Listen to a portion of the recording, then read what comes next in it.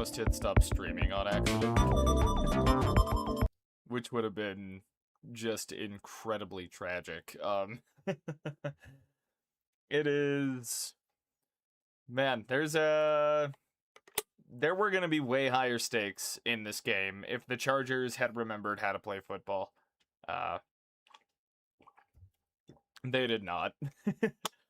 My voice is completely gone today, but we thug it out. Yeah, my voice is completely cooked today, but it's all right. Let's go, Philip Rivers. I'm rooting for him. I just hope for the best, expect the worst right now. That's more or less where I'm at with the Colts. Like, hope for the best, but expect the worst. How we doing today, Bok Choy? I am here to help. Very cool. Very cool. Glad to see you in here. You made it on time. You made it on time. Yeah, man, it's a big game for the Jaguars. Jacksonville needs this to keep pace for the AFC #1 seed. Meanwhile, Indianapolis is just playing for pride. A lot of injuries, a lot of guys that are inactive or questionable or just completely out for the count. They've got Sauce back. Ready for some Colts football. I got my parlay still alive thanks to the Texans. Nice. Nice. Very cool. Yeah, Indy they're playing for pride at this point. They got a lot of guys out. Philip Rivers is going to be, giving it one last time at the yard, a la Dave Steeb. The Jaguars, I mean, dude, they've been playing tough all year. They beat kind of the brakes off of the Broncos just last Sunday, a week ago. Denver obviously won on the short week. Jacksonville, I mean, they've been playing some great football, man. This really feels like unstoppable force hitting very movable object one way or another. But Jacksonville's been on a roll, man. Trevor Lawrence, 5 straight games with 2+ touchdown passes. That defense is a wrecking crew. The Jags rushing defense is incredible. They're going to force Philip Rivers to throw and to try to beat them today. And you know what, Philip? He's been playing some good football. He was far from the reason the Colts lost that Monday Nighter against the Niners.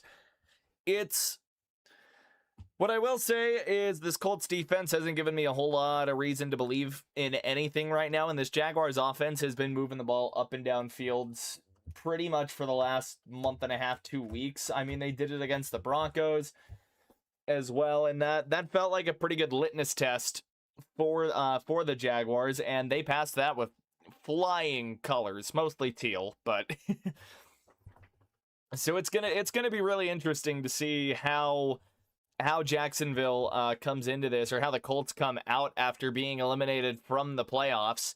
But yeah, they're going to be leaning on Jonathan Taylor, as they really should have been all year, especially when Daniel Jones, before he tore his Achilles, but while he was still hurt.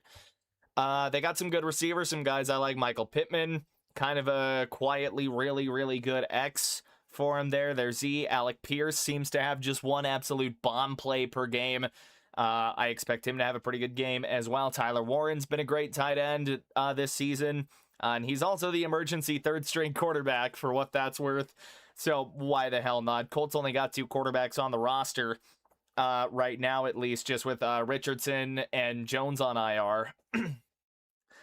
Defensively, though, I don't have a lot of confidence in this Colts defense. Zaire Franklin has been a really good linebacker for them, though. Jermaine Pratt's been pretty good on the weak side. Laiatu Latu is one of their defensive linemen that I really like a lot. But on the Jacksonville side, I mean, it's just firepower at every spot. Hines Allen, Hamilton, Armstead, Walker, Olakun has been a really good off-ball guy on the weak side. Devin Lloyd has been an absolute one-man wrecking crew for Jacksonville. Dennis Gardeck's been really solid. Their secondary has been quietly really good, spearheaded by Newsome. They've been pretty good there. Monteric Brown has been a pretty good guy for them in the nickel. Safeties, man, they got guys that'll hit the absolute piss out of you. Cam Little can kick absolute piss missiles. Like, there's a lot going here for Jacksonville. And where they've already beat Indy once, and with Indy out of the playoffs, I don't know if Indy's going to come out swinging and just, have that post-elimination, go-go juice that some teams get. Falcons. But just the way that it looks on paper, literally on paper, there goes my pen. I just don't have a lot of faith in Indianapolis in their defense. Again, I'm expecting the worst, but hoping for the best in this case. I just don't have that confidence. Jags had some bad eggnog. Oh God. For the Jaguars, though, they are going to be down to Jonah Monheim at center, more than likely. Robert Hainsey came up on the injury report. They're not sure if he's going to go. And then center for the Colts is going to be Danny Pinter. Bortolini is out for them, I believe, or he was questionable one way or another. Just not a great look. Backup centers.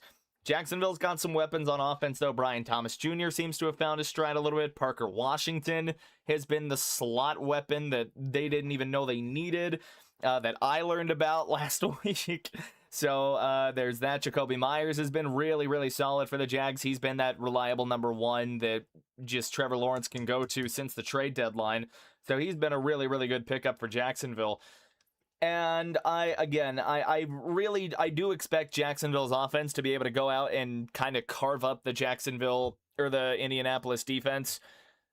I'm not expecting a whole lot from the Colts, but we're just going to have to see kind of how this game plays out. We are just a couple of minutes from kickoff, about 4 minutes. I might run and grab me a Dr. Pepper right quick before we get going. And I'll give it a minute. I just brushed my teeth. It's going to taste weird if I go get one. I got water right here as well. Yeah, my vocal range is going to be a little more limited today. It's going to be a little more limited. But I'm still going to be doing my best. My voice is legit shot, though. I don't think I've ever done 3 games in 1 week. And we're doing 3 games in 4 days this week, so... And this is game number 3. No, it's been a great weekend. It's been outstanding. Huge credit to everyone that's popped in, all that stuff. Huge shout out to my crew and all that, with Bach and Ender and Trent as well on Friday with MTTF, Sinbin. Sunday all good. That's what I'm saying. I have the best viewer base, and I've got the best crew in the National Football League. You guys are outstanding. Yeah, man, I'm excited for this. I am excited for this. I hope Ender's feeling okay after last night. I don't know what I want to do, if I want to wear a hat or not. Maybe we'll go no hat just for the hell of it. A headset would certainly help my hair problem a little bit, but I think I've noticed that all these guys on the networks, they've got shorter hair, so it is what it is. Mine's just gonna have to be long, and we're just gonna have to like it. But yeah, we are creeping closer to kickoff. I think we're gonna get one last commercial break in before we actually get to the game. I still can't find a way. Well, I can. I just want to fidget with my pen, but if I do, I can't keep my I can't keep my stupid notebook down because my fan keeps blowing it away. Yeah, one more commercial break and that'll take us to kickoff. It's going to be a hell of a game. I do expect Indianapolis to kind of get the piss punched out of them, but I could be wrong, and we could get Indy trying to show up and play spoiler here. That's what they can do, and spoil Jacksonville's hopes for not just the 1 seed, but also for the AFC South with the Houston win last night. There's an opening if the Colts can pull off an upset here. Jeez, okay, I'm stumbling a little bit here. There's a huge opportunity now for Houston if Jacksonville loses this game for Houston to go snag the division. Indianapolis, though, has got to show up, and none of these AFC South teams have really put themselves in a good enough spot to really control their own destiny. Jacksonville has, okay, on the contrary, but Houston, they had a slow start to the year, and now they're kind of reckoning with that at the moment. And because of that, now they need some help from Indianapolis to have a shot at the division crown. And we're going to see which version of the Colts shows up today. Again, this is the #1 ranked rush defense in the NFL. The Jacksonville Jaguars have been a machine. They're a little weaker in the secondary, but they can make plays. They're opportunistic. Devin Lloyd is an absolute monster in the passing game for Jacksonville. Defensively, they've got a lot of things going for them. I think even still for the Jags, you're kind of waiting for things to fully come together. Whereas on the Colts side, you had everything together at one point. It's all fallen apart. And the only thing that you can do now is play spoiler after being eliminated from postseason contention last night by those Houston Texans, which also clinched the Broncos the AFC West crown.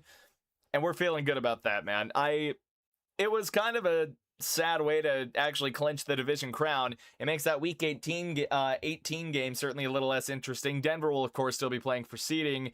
But there is a good chance now that not being able to clinch to even win the division, the Chargers might rest their starters, kind of give the Broncos a little bit of a freebie and help them clinch that 1 seed next week. But we'll see. Again, Chargers can't win the division anymore. They lost to Houston. That dropped them a game there.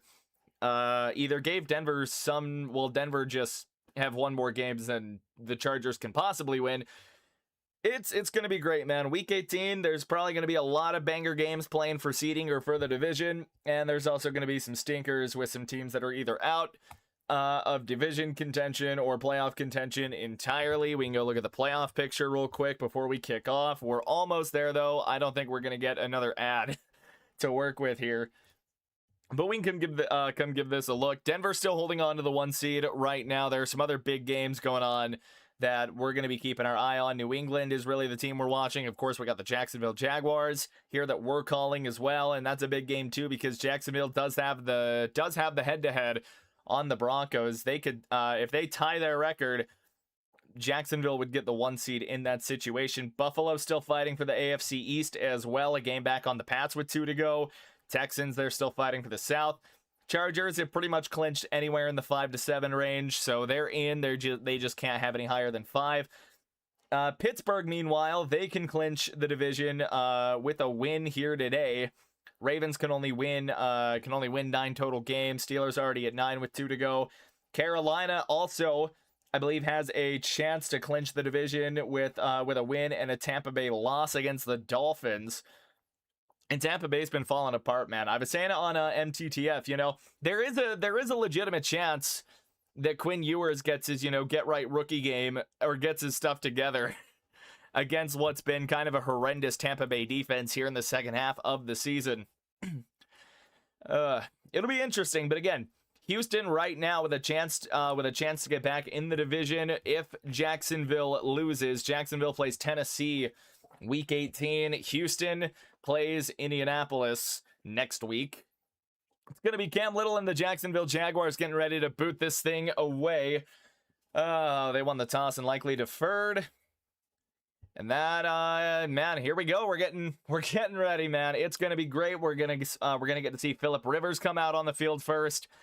Shane Steichen has kind of done what he could with the multiple different quarterbacks he's had to trot out there this season. Liam Cohen, he's had Trevor Lawrence all year long. He's getting the best out of Trevor Lawrence right now. Will the Jags keep rolling, or will the Colts come in and play spoiler to set Tennessee up to do the same thing next week? We're about to find out over the next 3 hours, ladies and gentlemen. It's almost time. Coaches are pacing. Kickers are still getting set, apparently. Cam Little is set to boot this thing away. And a helicopter collision. Jeez Louise. Oh, that ball is booted away and fielded at the 3-yard line. That'll be ran up. 20. Makes a cut to the left side. 25, 40, 45. Spinning around across the 50 and out at the Jacksonville 45. What a return early on. That is Ashton Doolin, one of the backup receivers, lined up on the left side and just gets to book, and it cuts it left at the 25, and then it's off to the races. Stumbled at the 40, and if he doesn't stumble, man, he's probably gone for 6. That was a hell of a run back there, and a big early momentum swing for the Colts as they get set up now at the Jacksonville 45, and that'll be where Philip Rivers and this offense will take over. As I alluded to, offensive weapons galore. Jonathan Taylor, as well as Tyler Warren. Here we go. Rivers will be under center. It's going to be a 2-by-2 set. Now they bring Pittman in tight. They're going to hand it off to Taylor going up the middle. Taylor looking for room. He's got a man wrapped around him, and that's going to be a gain of about 3 up to the 42-yard line. It's a decent little drive starter there. Try to get this ground game moving. Philip Rivers, of course, came out of retirement. 2 games this season. 397 passing yards, 3 touchdowns, 2 picks. Hasn't been completely bad for him. A lot of people came in to this Philip Rivers experiment. Root for the Colts for Ender's sake. That's valid. That's valid. Yeah, low expectations for Rivers, but he's been all right. They gave him 4 on the play. That'll get him up to the 41-yard line. Rivers will be under center again in the eye. It's going to be Warren lined up at fullback. They hand it off again. Taylor cutting around a little bit. He's got a first down up to the 30-yard line. Jonathan Taylor making his case known early. He wants to come in and play spoiler. This Colts O-line is blocking their tails off right out of the gate. And they line up Warren at fullback there. Warren's been a good blocker for him all season long. Just a physical guy that can do everything that you ask him to. He's been pretty elite for these guys. Now they're going to bring out the heavy set here. It's going to be 3 tight ends for him, 13 personnel. Allie Cox and Mallard join the game. It's going to be a 2-by-2 set with a receiver to the left side of the formation. They motion Pittman over to the right side. They snap it at 3. Rivers will turn around, hand it off again, right side. Taylor looking for room. Taylor jumping around a little bit, and he's going to go down after a gain of 4. Modest gain for the Colts there, and they're now driving down into field goal range. Kicker, of course, is Blake Grupe, the former New Orleans Saints kicker. Had some issues over there, was missing kicks. Comes over to the Colts, and you know what? He's been pretty solid. Colts haven't thrown the ball once this drive. Of course, that hasn't been that long of a drive anyways, but I already got a first down on it, and they're down now inside the Jacksonville 30. 2nd and 6 now for them. See if they choose to throw it here. It's a gun set 3-by-1 for Rivers with a running back to his left side. Rivers, they snap it. He is going to throw. It's a short one to Warren left side. Warren looking for room. He's across the 20 and down to the 19-yard line, maybe the 18. Tackled out of bounds by Wingard and Olakun. A couple of different defenders got in on that as well. Jones, number 22, as well for the Jags. Able to get in and help the tackle there. 3 different guys to get Tyler Warren out of bounds. Oh, it's a good start for the Colts offense here. Shane Steichen seemingly getting in his bag, and maybe they've got that post-elimination pop here, trying to play spoiler again against these Jacksonville Jaguars. It's another gun set, trips right side, tight end isolated to the left, excuse me. Rivers in the gun, they snap it. They're going to hand it off out of the gun to Jonathan Taylor, and he's not going to get far. Yo, keeps the legs churning. able to fall backwards. We'll see where they spot him there. If they whistled it dead before he got any more forward progress, and they will. He turns a gain of 2 into a gain of 5. Or gain of 4, perhaps. Looks a little closer to 5, and that's going to bring up another 2nd and 6. Colts are moving the ball well. They've only thrown it once this drive, and they got good results out of it. But they've also been running the hell out of the ball to start this thing out anyways. It's going to be another gun set for him. It'll be 2x2, 3 receivers, and a tight end. Tight end over to the right side. It's going to be, again, Rivers in the gun at the Jacksonville 15. Rivers snaps it, dropping, blitzes on, stands in the pocket, shooting for the end zone, and that is incomplete, overthrown. Good coverage there by Brown. Looking for Michael Pittman in the top corner of the end zone there. Just a little bit of hand fighting between both guys as they're looking for the ball. Monteric Brown and Michael Pittman one-on-one over on the right side. Yeah, Rivers looking for him there, unable to find anything. That's going to bring up the first third down of the drive here for the Colts. 3rd and 6 at the Jacksonville 15. They need the 9-yard line to bring it to 1st and goal. We'll see what they do here. Rivers going to come out in the gun. It's going to be a 2x2 set with Warren and Pittman over on the right side. They motion Downs from outside to a little closer in. Rivers will throw it. He's got Josh Downs. No, just a little bit out of reach of Josh Downs. Had it in one hand, bobbled it around, couldn't get the second hand up to it along the left side. And that's going to be incomplete, and that'll bring on Blake Groupie now to try a pretty short field goal. Should be a chip shot. Hello, light switches. Hope you're having yourself a good day. It'll be Blake Groupie from 33 yards out, trying to give the Colts the lead here. It'll be from the right hash. Snap is down, kick is up. And it is good. Indianapolis able to go down early and take an early lead. 11-14 to go on the back of Jonathan Taylor. And really on the hedges of a great return from Ashton Doolin to start the Colts out. And that's how we go to our first commercial break. 3-0 Colts in Indianapolis. Pat's up 7-0 already on the Jets. Sounds right. Yeah, geez Louise. Dude, the Jets are bad.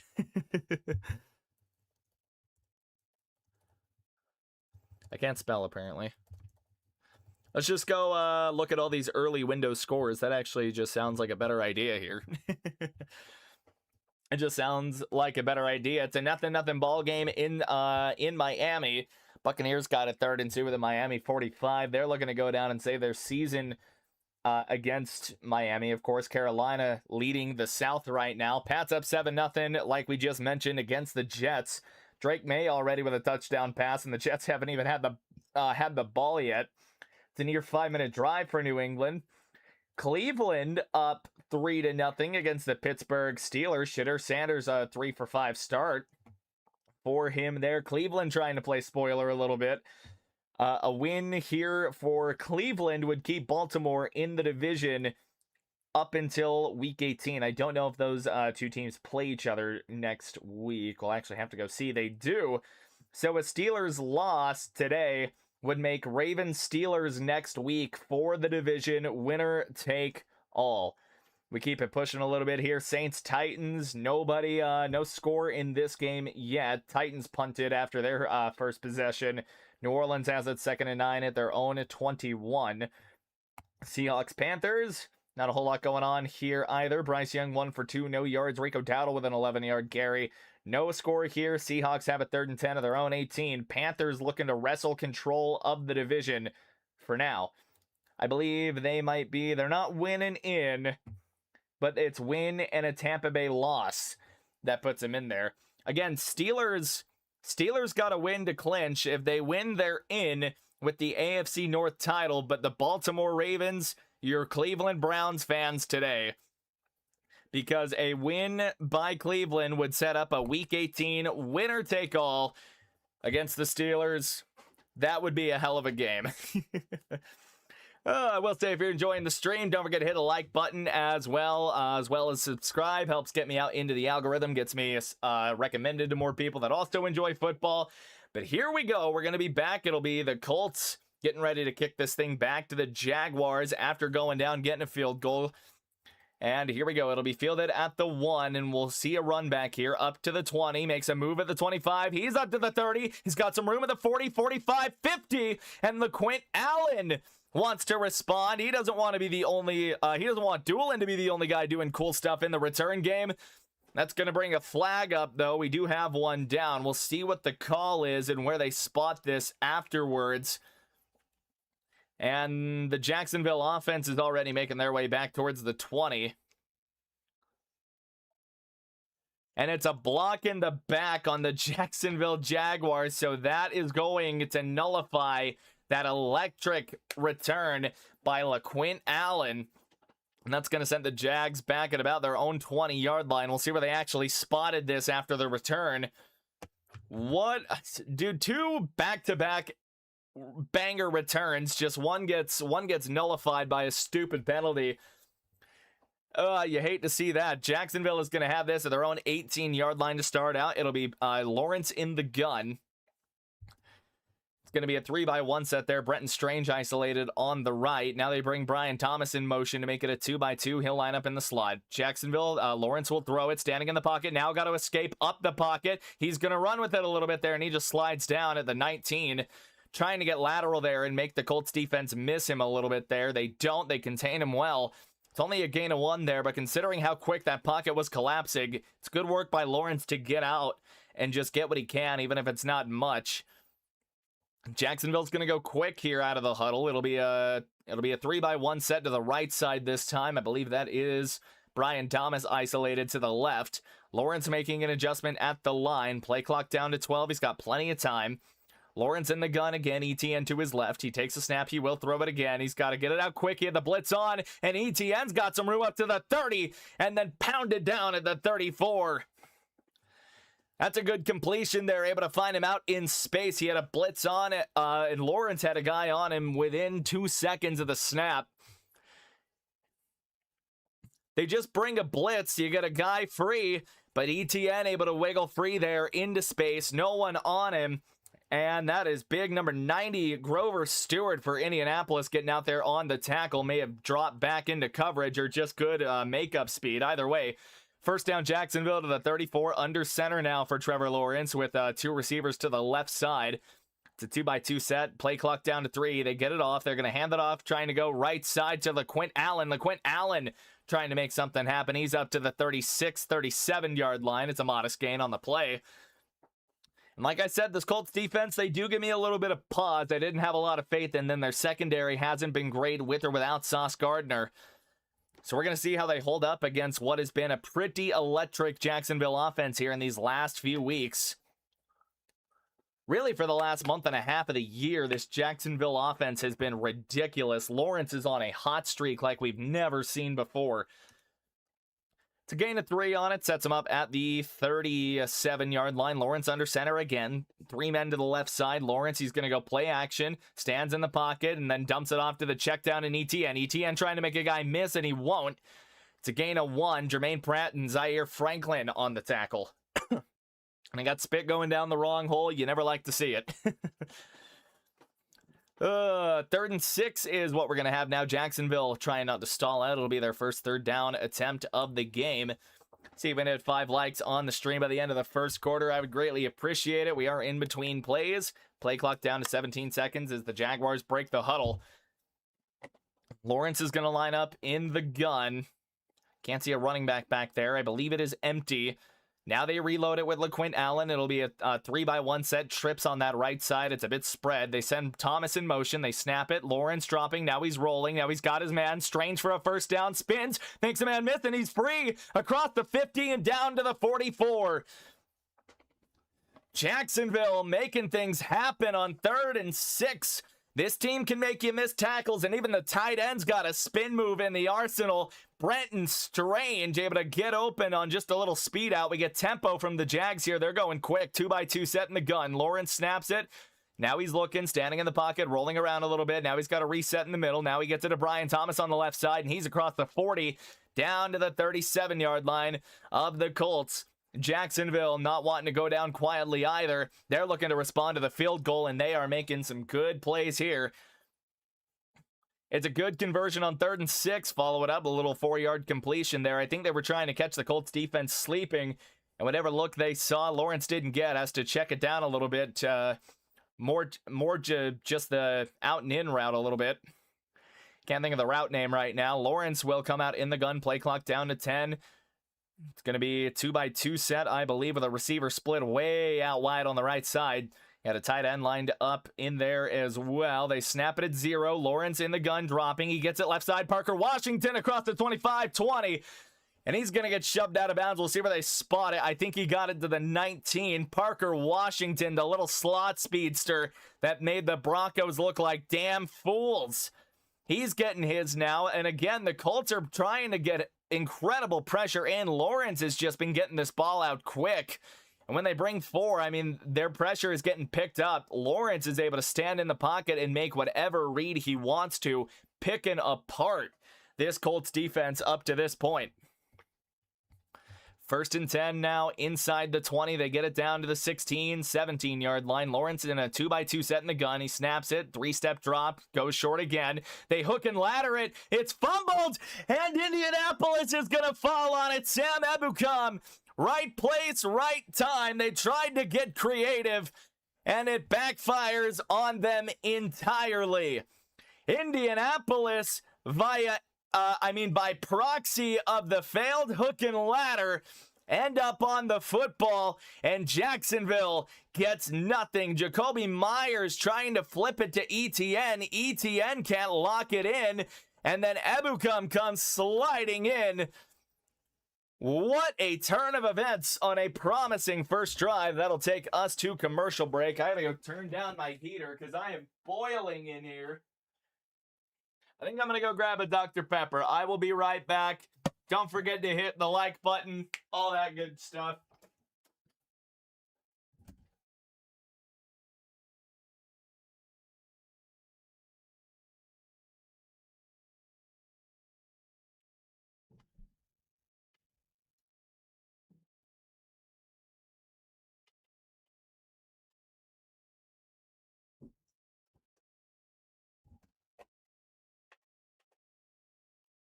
All right, there we go.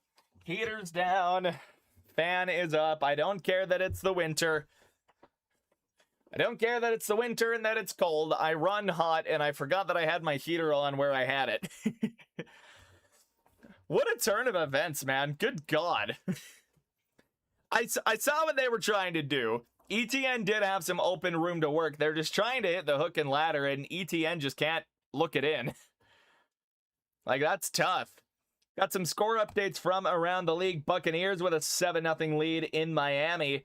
Miami will have it at their own 35, though. Quinn Ewers 2 of 3 for 4 yards. Greg Dulcich, former Bronco, leading receiver there. He's only got 4 yards on the game as well. Cleveland still holding on to a 3-0 lead. They got a 3rd and 5, the Pittsburgh 39. And be looking to get in a field goal range. No score in Carolina either. 4th and 5 for the Panthers at their own 25. They'll be punting that away. Bryce Young hasn't done much of anything. Rico's only got another yard since that 11-yard outburst. And Rico Dowdle also the leading receiver with 2 yards. Not a whole lot going for either of these teams in that one. Defenses both showing up to play. Titans have taken a 3-0 lead against the Saints at home. Bengals with a 7-0 lead in the Dead Team Bowl. And then later on, it's going to be a Tank Bowl at 2:05. And you got Eagles-Bills. That'll be a damn good game. Trent's going to be streaming that. Go check him out. Got him in the description. There's some good stuff going here in this morning window, though. The majority, I think, of the games today are in the morning window. Now it's going to be Indy ball here, their own 17. Rivers will snap it in the gun, stands in, gets it short to Pittman. Pittman fighting up, and he's up to the 20-yard line. It's a short gain. Just a little speed in route, it looked like, from Michael Pittman. Rivers hit him quick on just a little 2-3-step drop. No hitch at the top. Just lets it rip there, gets it to Pitt. They're going to be set up now with 2nd and 7. Rivers' whole family is there. My goodness, that's a lot of children. Oh boy, 2nd and 7. Indy's going to stay in the gun. They're going to send Downs in motion to the left side to make it 2-by-2. Rivers dropping back to throw. And he's got Tyler Warren right side across the 30 up to the 33, 34. And that's a first down for the Colts. They needed 7. They get 14 on that. Double that and give it to the next play. Goodness gracious. Rivers is on his game today. Tyler Warren running a crispy little corner route, or maybe just a straight out route. Either way, it's a beautiful route, and Warren's got a first down. We're under 5 to go, here in this first quarter. 3-0 Colts. Rivers going to come out in the gun again. They send Downs in motion to make it trips to the left side. Rivers taking the snap. It's a 5-step drop for him. He's going to pump and then check it down to Taylor, and that's going to get knocked away. Devin Lloyd in coverage, the elite middle linebacker for the Jags in this 4-3 base defense. Out there in coverage, he's step for step with Jonathan Taylor, and he makes a good play there to knock that ball away from one of the early leading offensive player of the year candidates. Of course, he's had a little bit of a fall off in production here in this last month. But Jonathan Taylor still one of the premier backs in the league. 2nd and 10 for the Colts after the incompletion. Rivers out in the gun again. It's going to be, I believe, a 3-by-1 set. They send Downs in motion to make it 2-by-2. Rivers will snap it, standing in the pocket. He's got time. Lets it rip over the middle, and it's broken up and then caught at the 49. That is Maller for the Colts. What a snag out of the air. Will Mallory, the 3rd string tight end, getting a snap. Rivers just throws him a float ball. And it's incredible concentration there by Mallory. It's Murray that comes in and lays the hit to his back. Mallory able to keep his concentration on the ball as it's jarred loose and keep it down with him. That ball never touched the ground. Now they got it 1st and 10 at the 49. They're going to screen it out right side to Downs. Downs makes a man miss, but he's in trouble. Downs only going to get a gain of 1 on that to the 50. There's a flag down on the play, and we'll see what they do. It's a hell of a play by the 3rd string tight end. Sorry, I'm still hung up on that. Mallory with incredible effort and concentration makes a hell of a grab. We're going to get illegal hands to the face on the defense. They snag one of the Jacksonville players there. Illegal hands to the face. They get it on Dickerson, number 93, one of those big defensive linemen of theirs. That is, if I can find him, number 3, Matt Dickerson is who they get. Their left defensive tackle, 2nd string left defensive tackle, more than anything. So Colts get a first down and some free yards. That'll get them down, or it puts them. The play nullifies itself. They're up to the 44. They're going to play fake it to Taylor. He's going to loft it looking for Pierce. That's a dangerous ball. Had a DB in great position. That is Monteric Brown that almost had an interception just jumping in front of the route. Rivers throwing a bit of a questionable ball. Looking for Pierce on a crossing route or on a dig route. Blitz was coming in. Rivers able to step up in the pocket and lets it rip. Just doesn't get enough to get it over the DB. It's a great play by Brown to break that up. It does hit Pierce in the hands. Brings up 2nd and 10. Indy into Jacksonville territory down to the 44. It's an empty set for Rivers now. 3 to the right side. He snaps it, stands in, gets it short to Taylor on the outside. Taylor's up to the 40 and trying to fight forward there. He's not going to get any more than that. It's a modest gain, though, that keeps him in the chains. Gain of 7, 3rd and 3.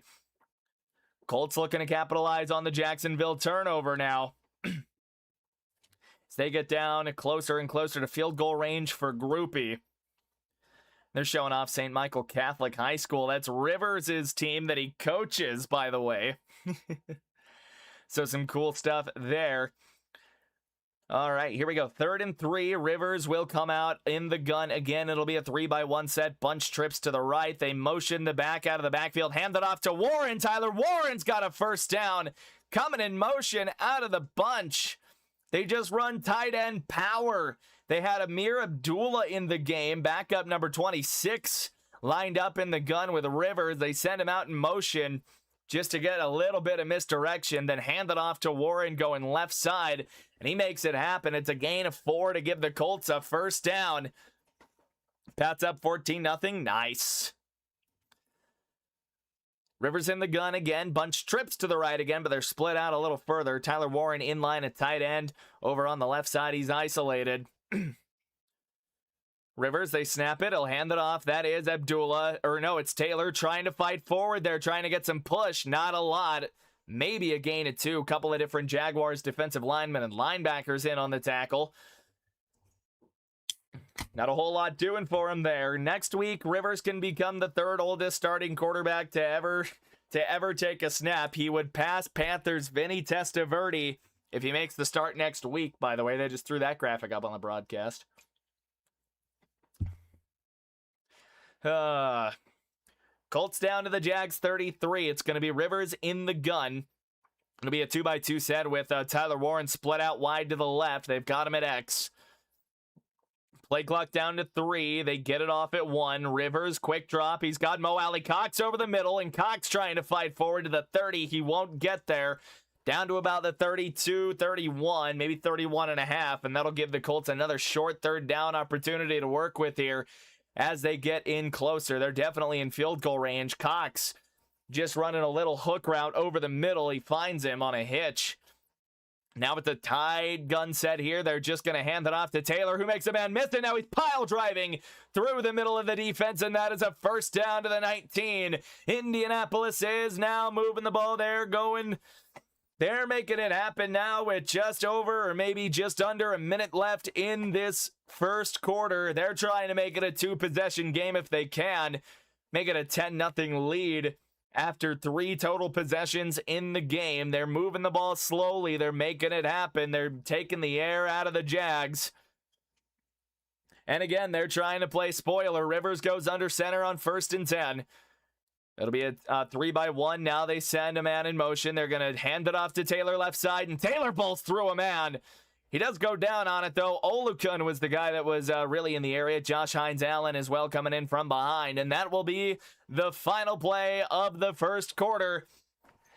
It's a nice run by Taylor to end things off. We'll have 2nd and 4 when we come back. Oh, man. What a start to the game up to this point. I didn't realize my water bottle was in the shot. My apologies.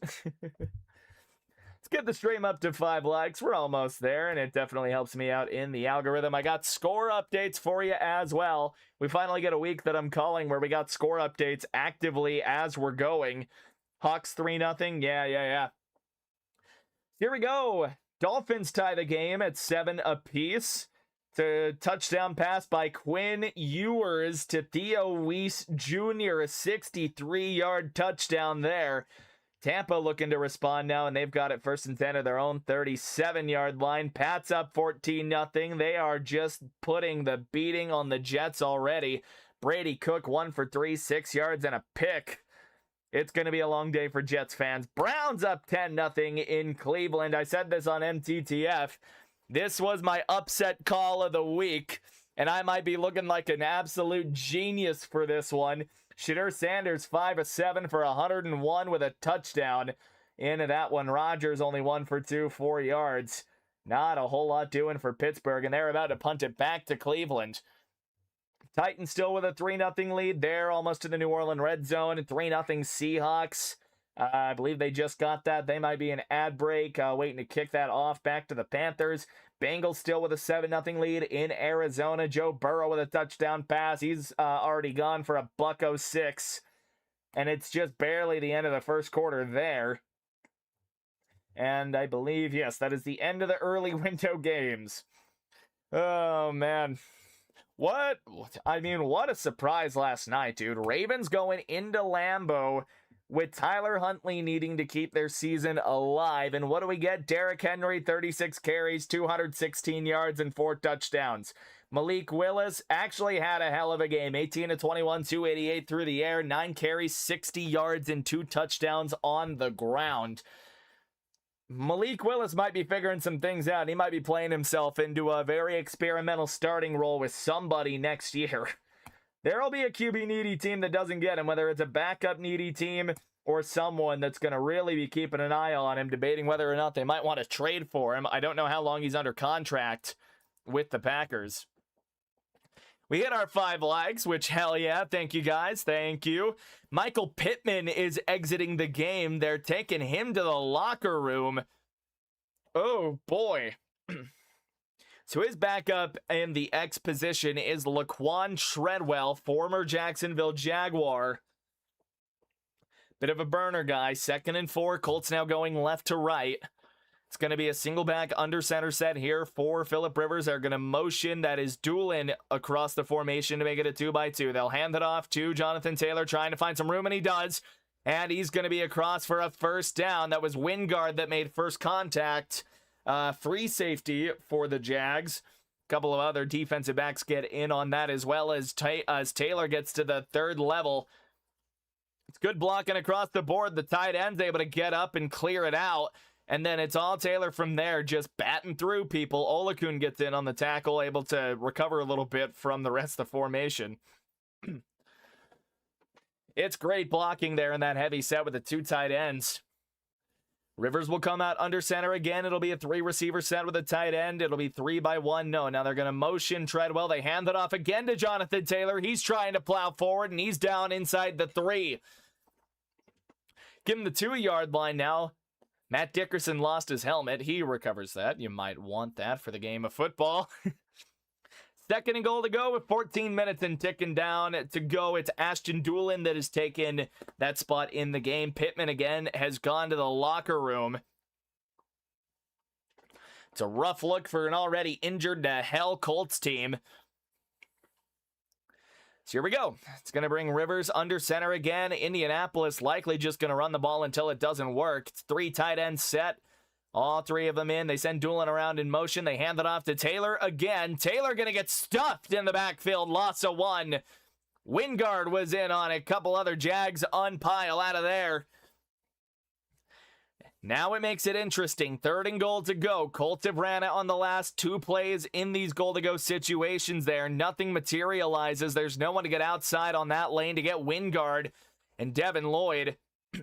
Yeah, Nelson pulling around from left to right, but not a whole lot working for him there.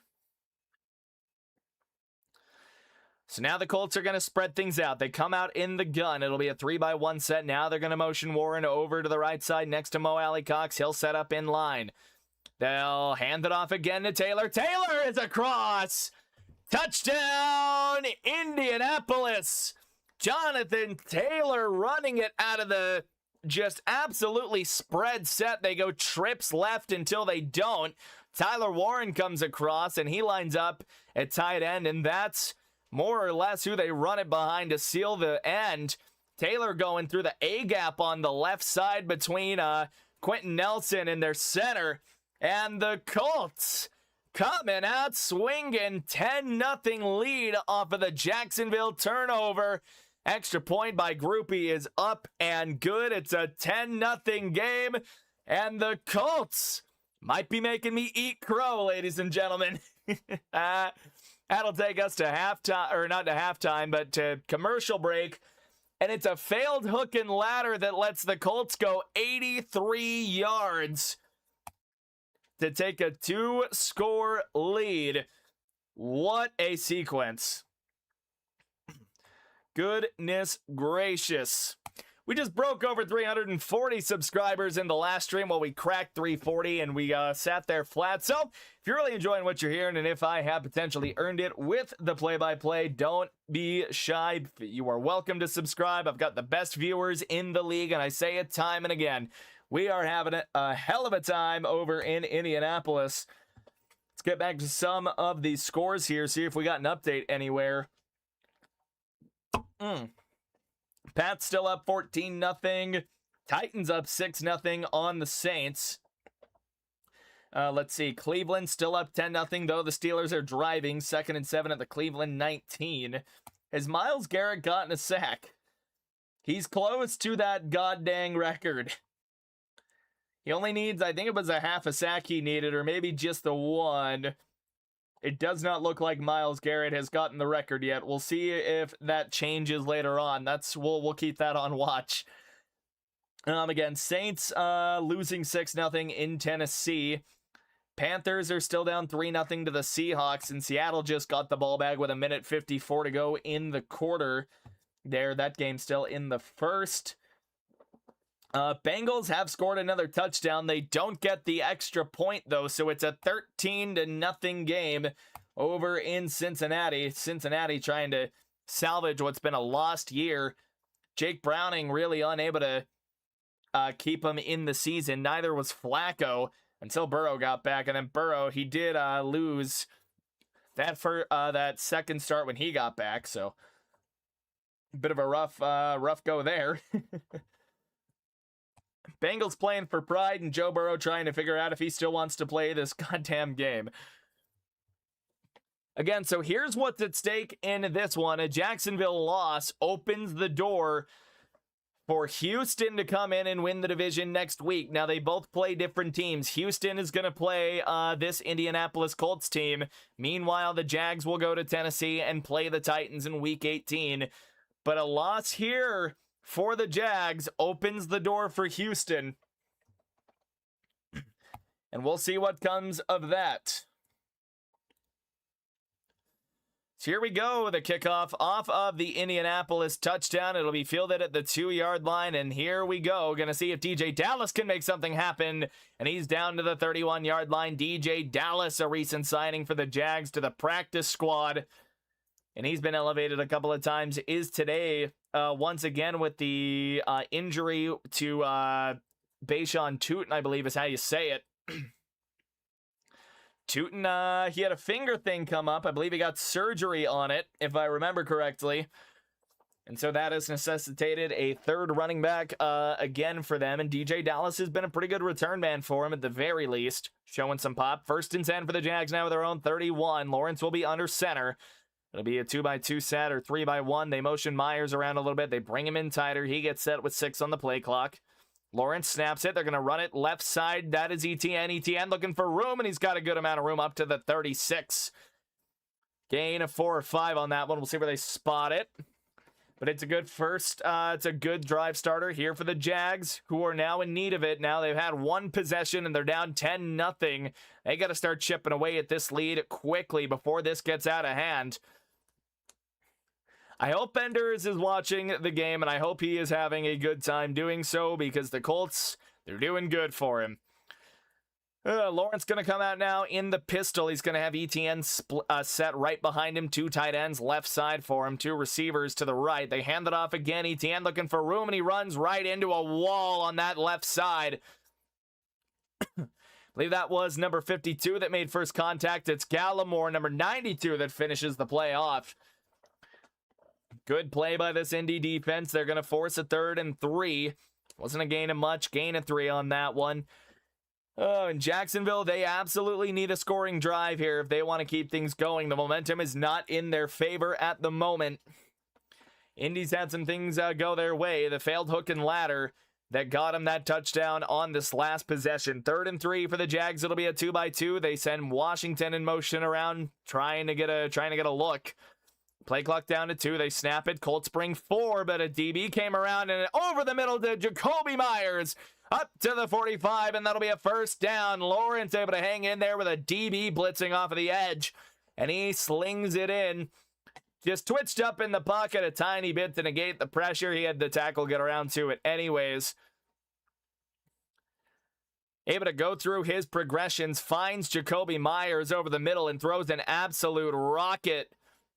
And it's a hell of a throw. Tight window. He's got Grisham in there. Really close. Grisham gets his hand on the ball. Great catch from Myers. Under center again now for the Jags. It'll be a 2x2 set with a tight end. They go play fake. Lawrence rolling around now. Now he's got to try to find somebody open. Slings it right side. He's got Myers again. And it is called a catch along the sideline. Gain of 9. It's going to set up a short 2nd down. Gain of 8 or 9. One of the two. Either way. Jags are trying to hurry up and get set here before the Colts can get a look at it. 2nd and 1. 25 on the play clock. They get set in the gun 2x2. They snap it. Lawrence almost loses it, and he throws it incomplete. They might have got the challenge in before the play was ran. I think they were whistling it before they were able to get the play off. They do. They're gonna review it, I believe. A replay assist may have came in before they ran that 2nd and 1. It's either that or they snapped it before they were able to play it. I'm not sure what happened. They're gonna redo it. They hadn't whistled it alive yet, and I think a ref was in the way of the snap, so they're gonna replay 2nd and 1. So now it'll bring Lawrence under center. He's going to have two to the left side, a tight end receiver to the right side. Now they're going to motion. That is Myers down in tighter. Lawrence will turn around, hand it off. ETN looking for room, and ETN's got it. First down up to the 39 for the Jags. They're trying to get back into this thing. They're trying to get the run game working. Again, here's that scoring update. It's a nice floating throw to Harold Fannin, who rolls into the end zone. 28-yard touchdown in what is now a 10-3 game in Cleveland. Steelers would clinch the division today with a win. The Ravens now at 8-8 remain in the hunt. And a long time ago, this would have been the final week. But here we go in the gun for Lawrence. It's another 2x2 set here. They're going to motion Myers in a little tighter again in the gun. Lawrence play fakes it. Blitz is on for the Colts. Lawrence just has to get this away in the direction of Jakobi Myers. It's a ball that hits the dirt. He was under heavy pressure. Incomplete. Lawrence trying to hang in there and get somebody open, but Grover Stewart and one of the defensive backs there, Nick Cross, get back rather quickly. Lawrence unable to set his feet and throw an accurate ball. That brings up 2nd and 10 after the first down conversion and then the incompletion. 9:03 to go in the half right now. Again, Jaguars trying to get back into this thing. They do get the ball at halftime, or coming out of the half. So it'll be Lawrence in the gun again. 3 to the left side. He's got a tight end, 2 receivers over there. It'll be Washington in the slot. ETN gets up as a bit of an up man. Blitz is on. Lawrence stands in. He takes a shot as he releases it along the sideline. It is caught by Jakobi Myers. He's got 2 of those on this drive. That ball came out like a dying duck as Lawrence got walloped in the backfield. Nick Cross gets through as a free man and lays a belting on Lawrence as he lets go of that football.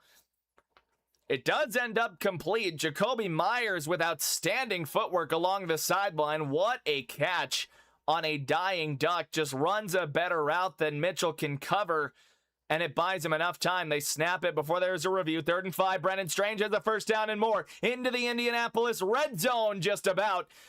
Brenton Strange to the 21, I think is where they call him. 3rd and 5, they need 5, and they got a lot more than that. Brenton Strange came wide open on a shallow cross, going from left to right. He's lined up in that bunch on the exterior of it.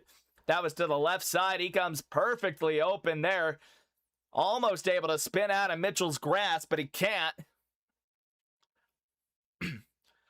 1st and 10 for the Jags now, knocking on the door of the red zone. They snap it under center, and it's ETN who's off to the races, getting some good blocks, and that's a nice gain. That's a gain of 11 down to the 10, and the Jaguars are now knocking on the door of 6 themselves. And it's great blocking that sets up. They get the defensive tackle double team to start it out before the guard goes up to the 2nd level. They get the receivers in there doing some dirty work. Tim Patrick trying to throw some blocks. Oh, boy. See if we can get the stream up to 10 likes by halftime. That would mean the world to me. Here we go. 1st and 10, 7-13 and ticking down. They're going to reload ETN into the backfield now. They got 2 running backs in the game. It's going to be a tight end isolated on the left. No, we're going to get a timeout on this one. Play clock was running down. And the Jaguars will take their first timeout with 7:05 to go. They had 2 running backs in the game. ETN and DJ Dallas, I believe, who were lined up in the backfield. Dallas was lined up more as an up-man, and we'll see if they come out in the same look out of the timeout. Again, play clock was running down. That will take us to commercial break. So we'll go take a look here. 21-0 Pats. I believe the Jets have quit. The Jets have thrown their controller. Drake May is 9 for 9 for 135 yards and 2 touchdowns already. Ramondre Stevenson with a rushing touchdown. He's 5 of 45 on the day. Ramondre Stevenson and Austin Hooper with both of those New England passing or receiving touchdowns. Oh, boy. Browns still up 10-3, although it's 3rd and 17 for them at the Pittsburgh 44. Titans still up 6-0 over in that game. Seahawks getting ready to punt the ball back to the Panthers. They're hanging on to a 3-0 lead, and the Cardinals make it a 7-13 game. Bengals have it 3rd and 7 of their own, 38-yard line. Cardinals still looking to fight there. Jacoby Brissett, 3 of 4, 61 yards and a touchdown. Michael Wilson was the recipient of that. 1 catch, 38 yards. That could shape up to be a little bit of a shootout over there. Neither team really plays that great a defense. Man, my voice is quitting on me. We've been doing this all weekend, dude, and I can definitely feel it catching up to me a little bit here. Oy, oy, oy.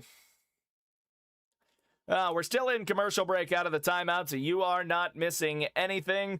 Again, if you want to help me out, let's get the stream up to 10 likes by halftime. Get us out into the algorithm a little more. No Broncos games this weekend, so I had to find something to do, and we are having a damn good time doing it, ladies and gentlemen. And hopefully I have earned those likes. Alrighty, we're going to be back in Indianapolis here in just a moment. Jaguars have the ball. 1st and 10 at their first and goal at the 10-yard line of the Colts. They're knocking on the door and making this a 1-score game. Although you'd really rather get a touchdown here to swing the momentum back into your favor. 10-0 Indianapolis up to this point. 7:05 to go in the half. Jacksonville gets the ball coming out of halftime. Remember, they kicked it off to start things out. Jaguars with the 2nd longest active win streak. Trevor Lawrence, 10 for 11 so far, 97 yards.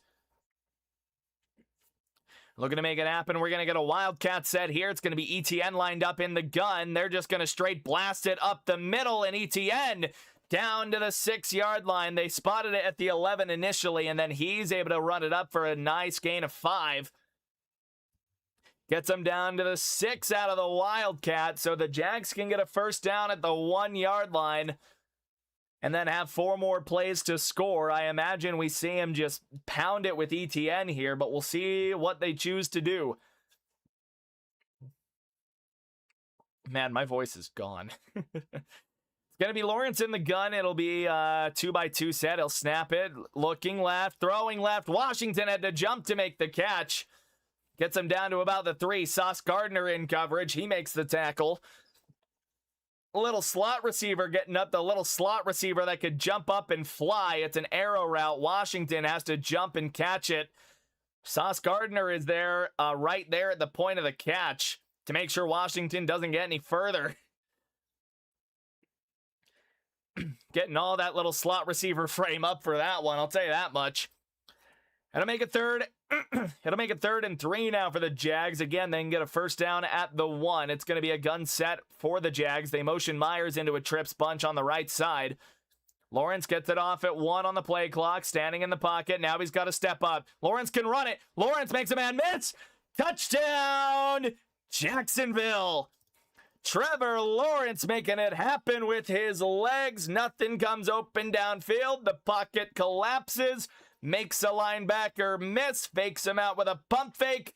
And he's in. And the Colts, now they're looking at the score. They got to go out and respond. The Jags with a masterful touchdown drive. Took a bunch of time off of the clock. Trevor Lawrence making it happen. He's playing the best football of his life.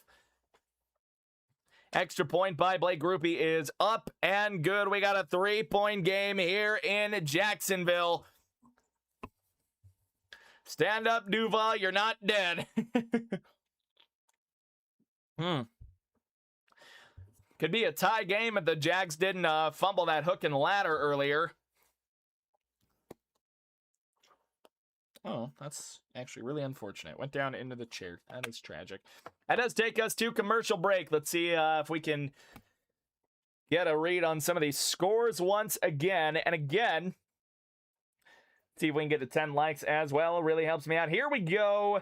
Dolphins take the lead. 10-7 Miami. Tampa's got it 1st and 10 of their own 39. Quinn Ewers 6 for 9. Nice. 91 yards and a score. Jalen Wright 2 carries, 41 yards. Tampa now, they're chasing a little bit. Remember, a loss and a Panthers win clinches the division for Carolina,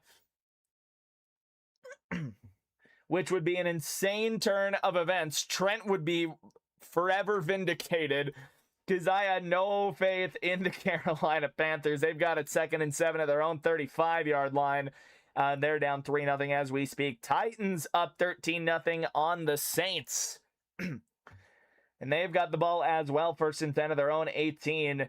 Tyler Shuck not having too rough of a game there, but it doesn't look like the Saints have had anything going running the ball there. Estime 2 yards. Shuck 2. Taysom Hill, no carries. Is Tampa Bay still alive? Yes.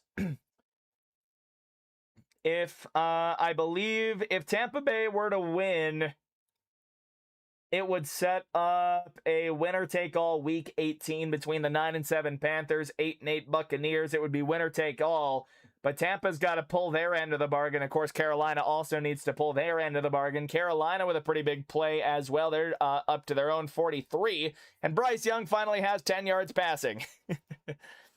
They've got it 2nd and 5 now, their own 48, so they're trying to go down and get a score there. They're playing the Seahawks tough so far in that first half. 11:39 to go over in that game. Can we get an F in the chat for the Jets real quick? Brady Cook 3 of 6 for 24 yards. Drake May with just swinging his freaking dick around, man.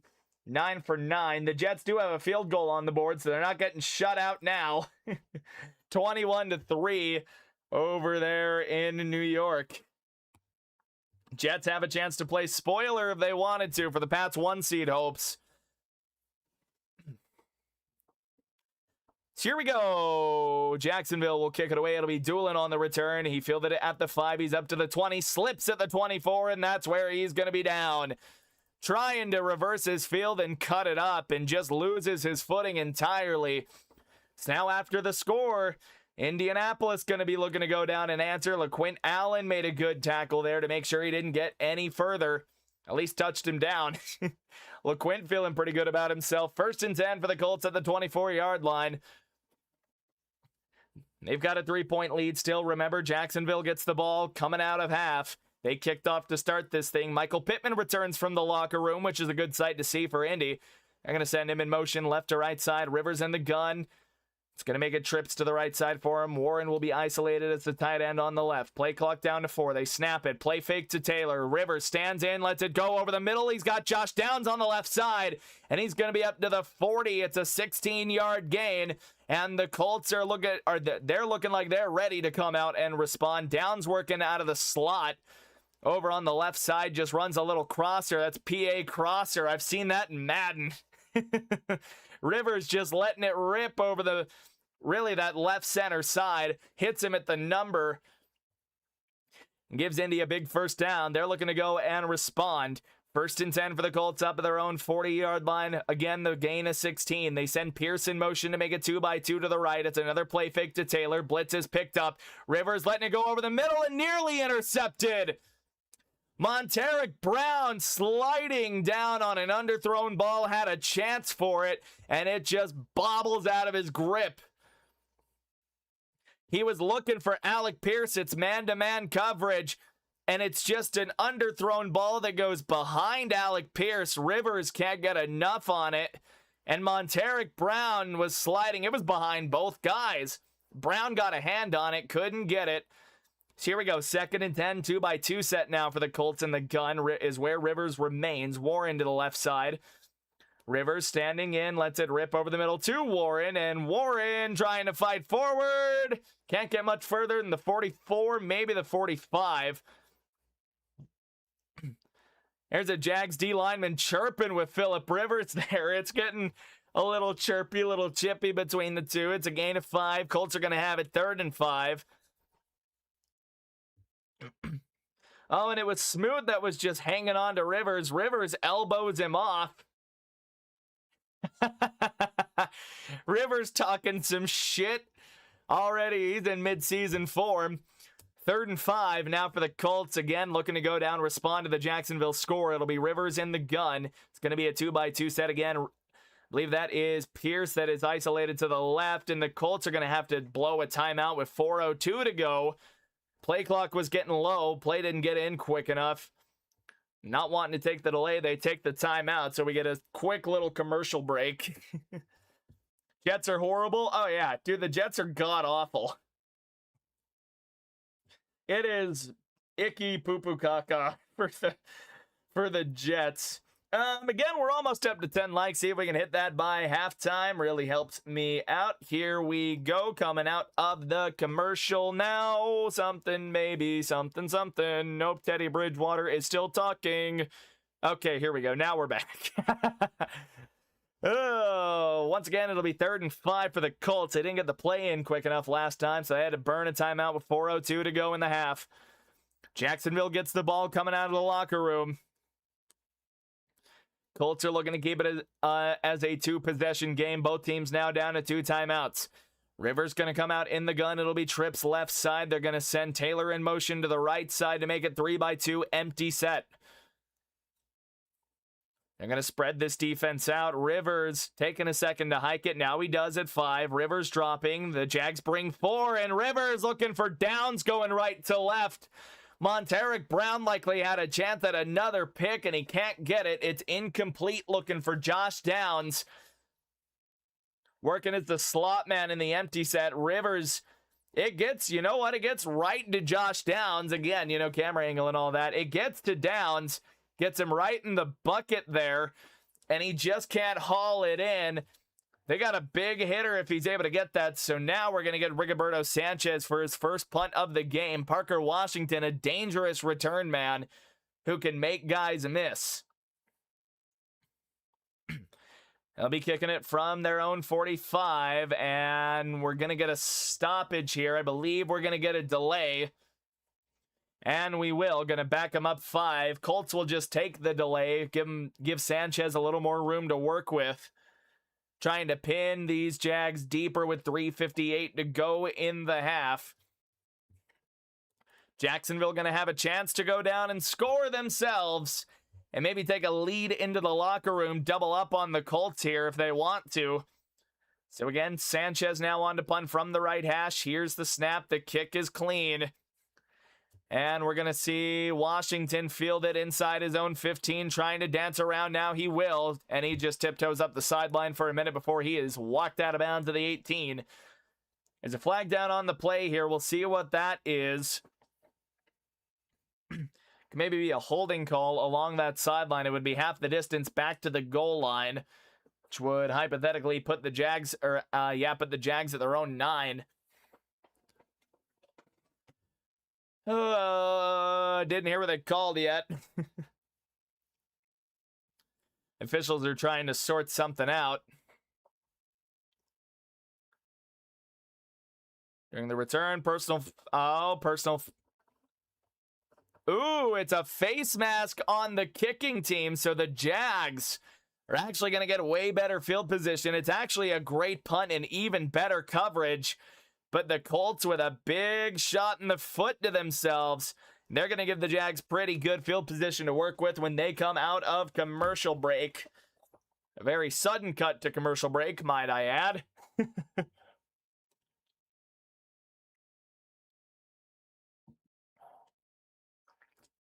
Oh, God.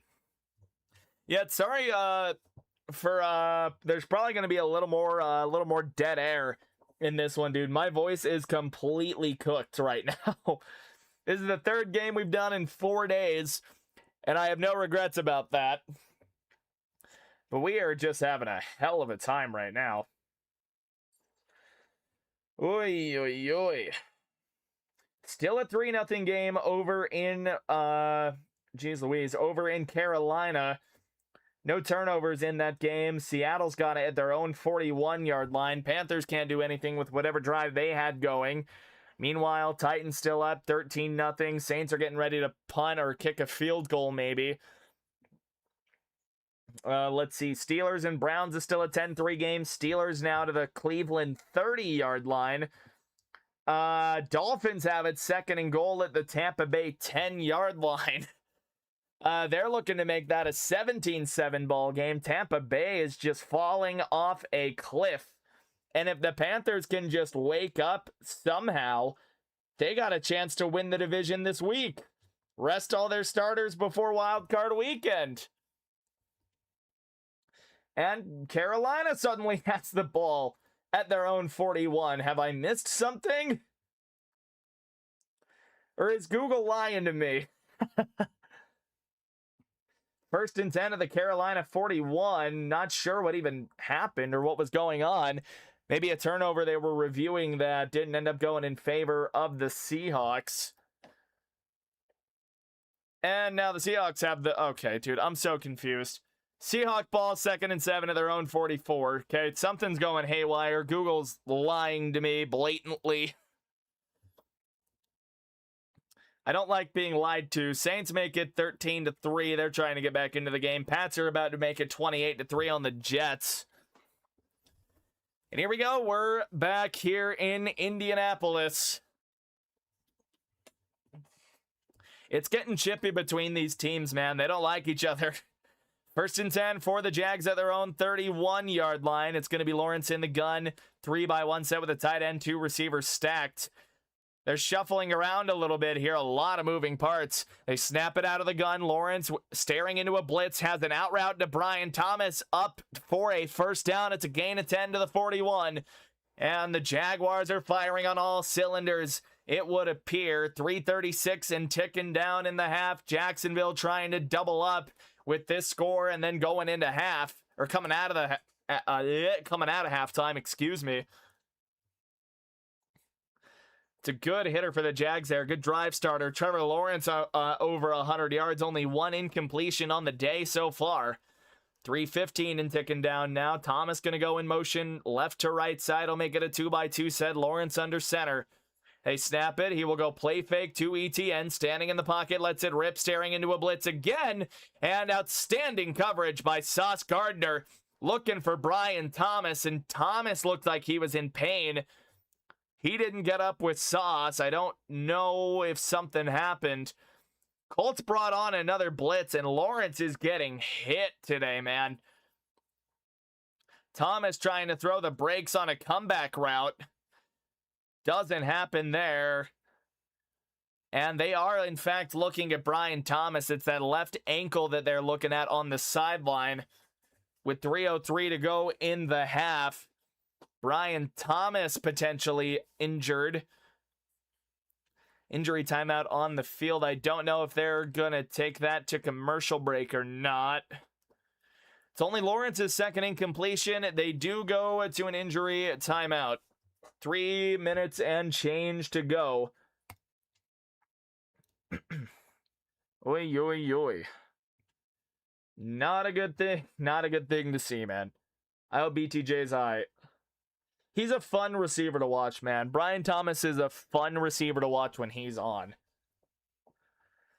Dude, my throat. If you are enjoying the stream once again and I potentially earned your like, I'd greatly appreciate it if you threw one on the stream. Got me to 10 by halftime and got us into the algorithm just a little more. Let's go over the scores again. Dolphins 3rd and goal at Tampa Bay's 11. They haven't done much with this opportunity yet. And never mind, they've scored a touchdown. I say something and then the thing happens. It's a touchdown for Miami. Not sure who got it yet. The stats haven't updated. Probably a throw from Quinn Ewers. If I had to guess, it was. Quinn Ewers 10 of 14 for 143 and 2 touchdowns with 1:43 to go in the half in the Florida Bowl. 28-3 Pats right now. Drake May with 3 touchdowns. He's 11 for 11. Brady Cook can't even dream. Oh, God. Still a 10-3 game over in Cleveland. I believe the Steelers had the ball inside the Cleveland 25. Not sure what happened. Shadir Sanders has an interception on the game. No turnovers for the Steelers. Not sure if something happened or if Google is once again lying to me. 7-10 here. Jags have the ball. 2nd and 10 of their own 43. Seahawks, Panthers. Seahawks have it at their own 46, 3rd and 5. We'll see if the Panthers can get a stop there, get the ball back. Neither quarterback really playing inspiring football over there. Young, 7 for 11 for 16 yards. Darnold, 5 of 10 for 36. Haven't had anything happen over there yet. We'll get back to that in a minute. We're back in Indianapolis in a 7-10 ball game, 3:03 to go. Brian Thomas has exited the game. Here we go. It's looking to be a 4-receiver set in the gun for Lawrence. They motion Etienne around before reloading him into the backfield, trying to get a man look, see what they got. Lawrence snaps it, and he's going to pump fake the screen to Etienne. Now Lawrence trying to run with it, breaks out of a tackle, but he's just got to dive down a yard behind the line of scrimmage. Had a blue wall just starting to form around him there. Couldn't get anything going. The Colts have gotten a lot of pressure in on Lawrence today, man. Lawrence has been getting the crap beat out of him so far. Hit multiple times throughout this game so far. Again, he's getting knocked around. Sets up 3rd and 12. It's a loss of 2. They motion LaQuint Allen into the backfield. Jacksonville at their own 41-yard line, trying to get a score here to tie it before they go to half. At least 2:22 ticking down. Lawrence snaps it out of the gun. Pressure onto him. And Lawrence is going to get destroyed in the backfield. That's a huge sack. It looked like back to his own 30. Not sure what they're going to call his forward progress or what have you, but Jacksonville will now be guaranteed to punt this thing. 95 just breaks through immediately through, I believe, the middle right side. And, dude, Lawrence just has nowhere to escape. Oh, goodness. That is at a Bawar 95. I hope I pronounced that name right. So the Jags squander another possession there. It's a sack that takes them out of any. I mean, they weren't even in field goal range to begin with. But that is a killer right there. Jags are going to have to punt when we get back, and the Colts are going to have 2 timeouts to go down and try to make something happen. Get something to break in this game. We are the 2-minute warning now.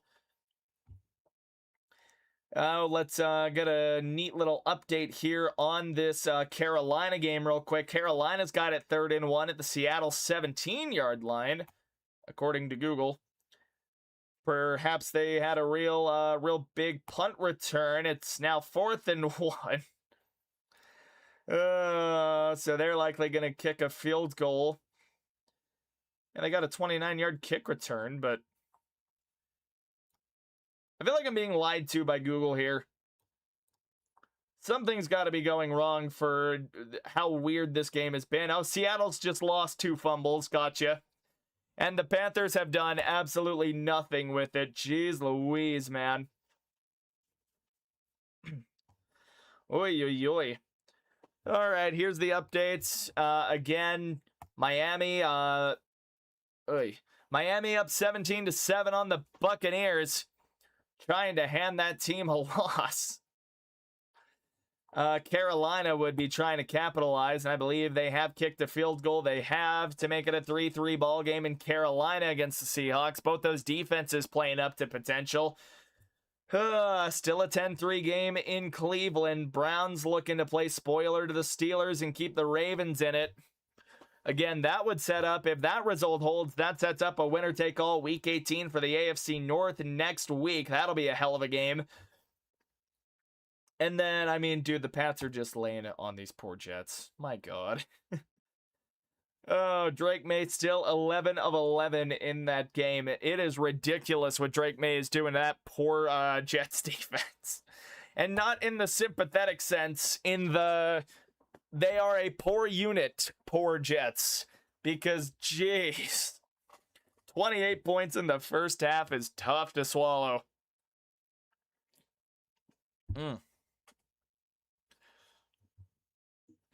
We are back in Indianapolis. It'll be Logan Cook on for his first punt of the game. Gets the snap cleanly, gets it away cleanly.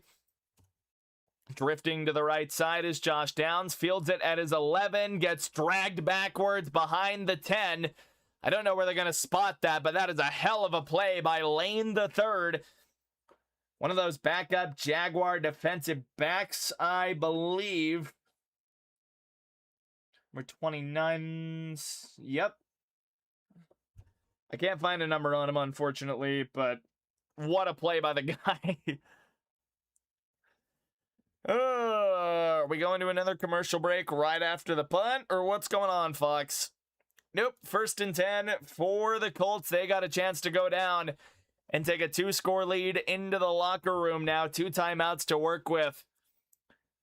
They got it at their own 10-yard line. They hand it off to Taylor going left side, and he runs right into the arms of Devin Lloyd and Foyesade Aludican. It's a short gain of 2 there, gain of 3 up to the 13, 2nd and 7, a minute 35 and ticking down. Colts kind of taking their time right here. Yeah, definitely taking their sweet time. Don't want to give the Jags the ball back again if they don't have to. 2nd and 7, the 2x2 set for Rivers in the gun. It'll be Taylor lined up to the left side of Rivers. Play clock down to 10. They're taking their time. They snap it with about 9. Rivers stands in, checks it down to Taylor, who breaks out of a tackle before Devin Lloyd drags him out of bounds. Devin Lloyd getting his fingerprints all over this possession. Clock stops with a minute 7 to go. It's going to be 3rd and 7. No gain on the play there. Got it to the perimeter, but couldn't get past who has been just an absolute wall at middle linebacker this season. He's got sideline to sideline just type of mobility. Devin Lloyd making himself known in this game. Trips left in the gun for Rivers now. Jonathan Taylor lined up to his right on the weak side. They bring Pittman in motion out of the slot on the left. Rivers will snap it, standing in the pocket. Now he's just got to check it down again, and it's incomplete. It's a bad throw looking for Jonathan Taylor, and it's a quick 3 and out for the Colts. And with a minute 3 to go, now they got a punt. Didn't really burn all that much time off there, and now the incompletion gives even more time. My goodness, Philip Rivers gets walloped after he gets that ball away. Trayvon Walker in conjunction with Eric Armstead. Goodness gracious. You know, Rivers is feeling that. It'll bring Sanchez on for his second punt. Washington set up at about his own 35. Here's the snap. He's going to boot this thing away. Washington will field this at his own 37-yard line now, looking to dance around, trying to dance and get slung down after maybe taking a step towards his own 40. Good coverage by the Indianapolis punt team. And now Jacksonville has their own chance to go down and score. They've got pretty good field position. They'll be trying to at least tie it before we go to half there. And they get the ball coming out of the locker room as well. See if we can hit 10 likes before we hit halftime, ladies and gentlemen. Hopefully I have earned it from you. And we got now under a minute, 52 seconds. The Jags looking to go down and score. Lawrence coming out in the gun. It's a 2x2 set for him. Or 3x1, excuse me. Not 2x2. Didn't see the receiver at the bottom of the screen. Now I do. Gun set for Lawrence. Snaps it. Standing in the pocket. Colts bring 4. He got pressure coming around. Lawrence has to run with it now, making Zaire Franklin miss. There's a flag down. Lawrence up to the 50-yard line, or the 49 of the Colts. Trevor Lawrence making something happen with those legs. Pressure was barreling in. They might get the Colts for offsides, and that's exactly what they get, I think. Yep, penalty declined. It's a first down for the Jags. They had a man come offsides. I believe that was Latu. Latu, they get offsides. Number 97, if I've got that right, one of their defensive ends. It was. Latu is who they get offsides.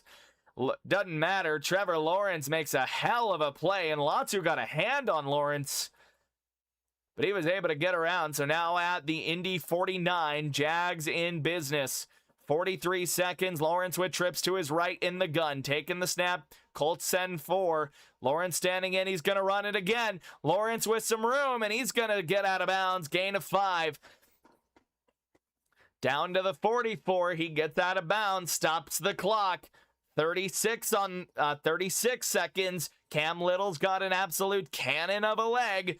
hit a 70-yarder in the preseason, a 68-yarder in week 9 to dethrone Justin Tucker for longest field goal in NFL history. These kickers just keep getting better and better. They actually corrected. It's a gain of 6 to the 43. Lawrence in the gun. He's got trips to his right side again. That is LaQuint Allen that is in the game at running back now. Jacoby Myers isolated. They snap it at 3 at the play clock. Colts bring 3. Lawrence standing in. Lets it rip over the middle, and he's got his man, Parker Washington, inside the 25 of the Colts. Jags are going to go, Jags are going to go hurry up there, but I think we got a timeout from Indy. Colts only brought 3. I think they left 2 quarterbacks spy standing, and without pressure, Lawrence able to stand in and survey.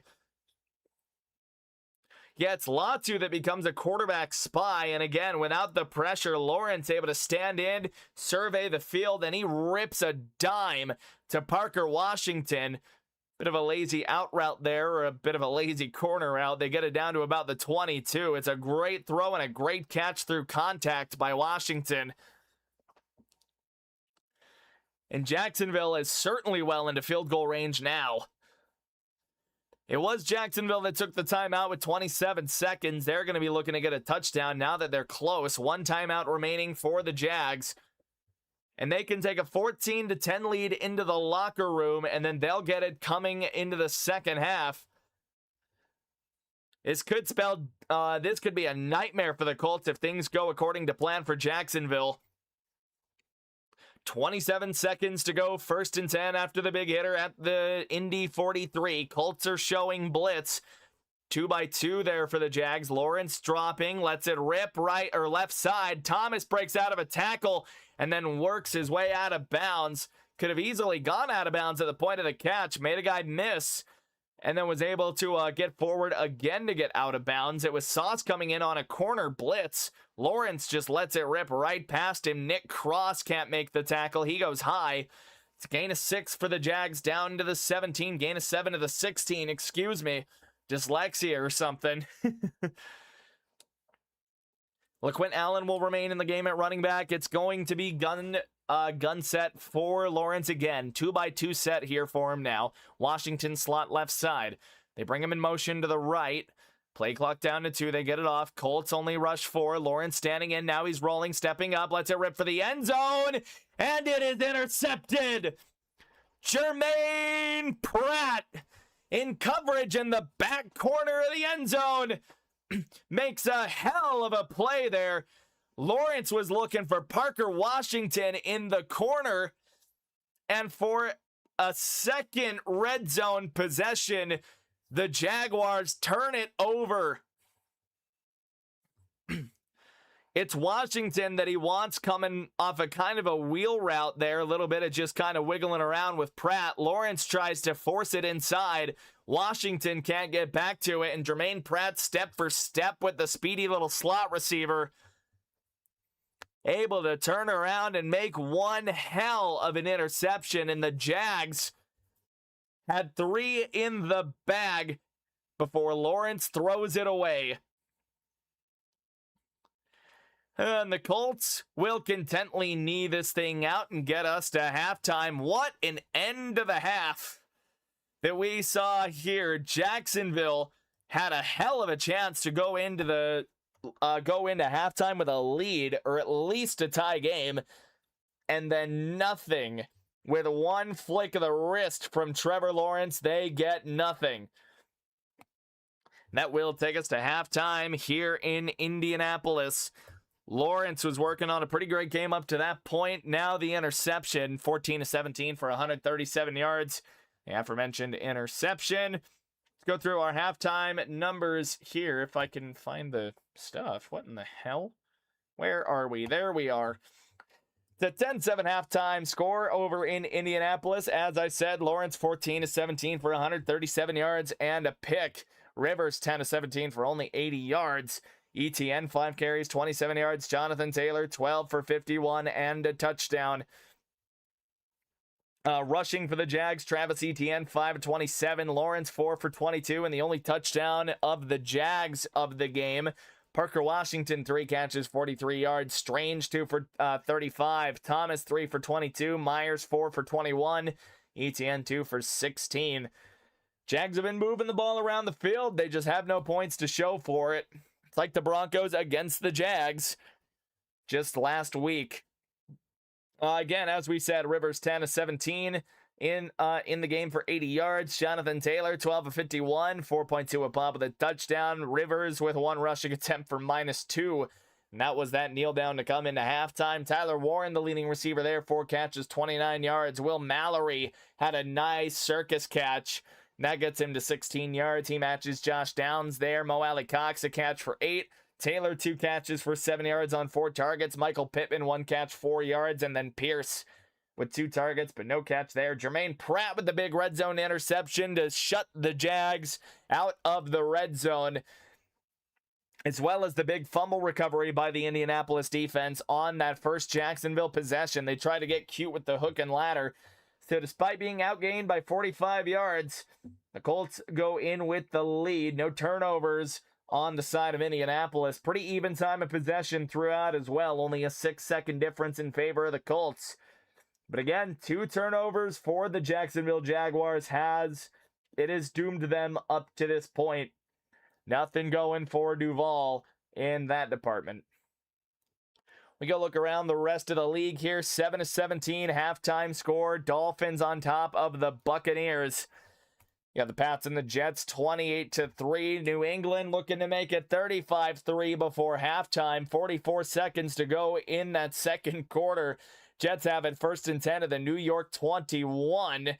They could quickly make that a 30-something to very not good for the Jets. Good God.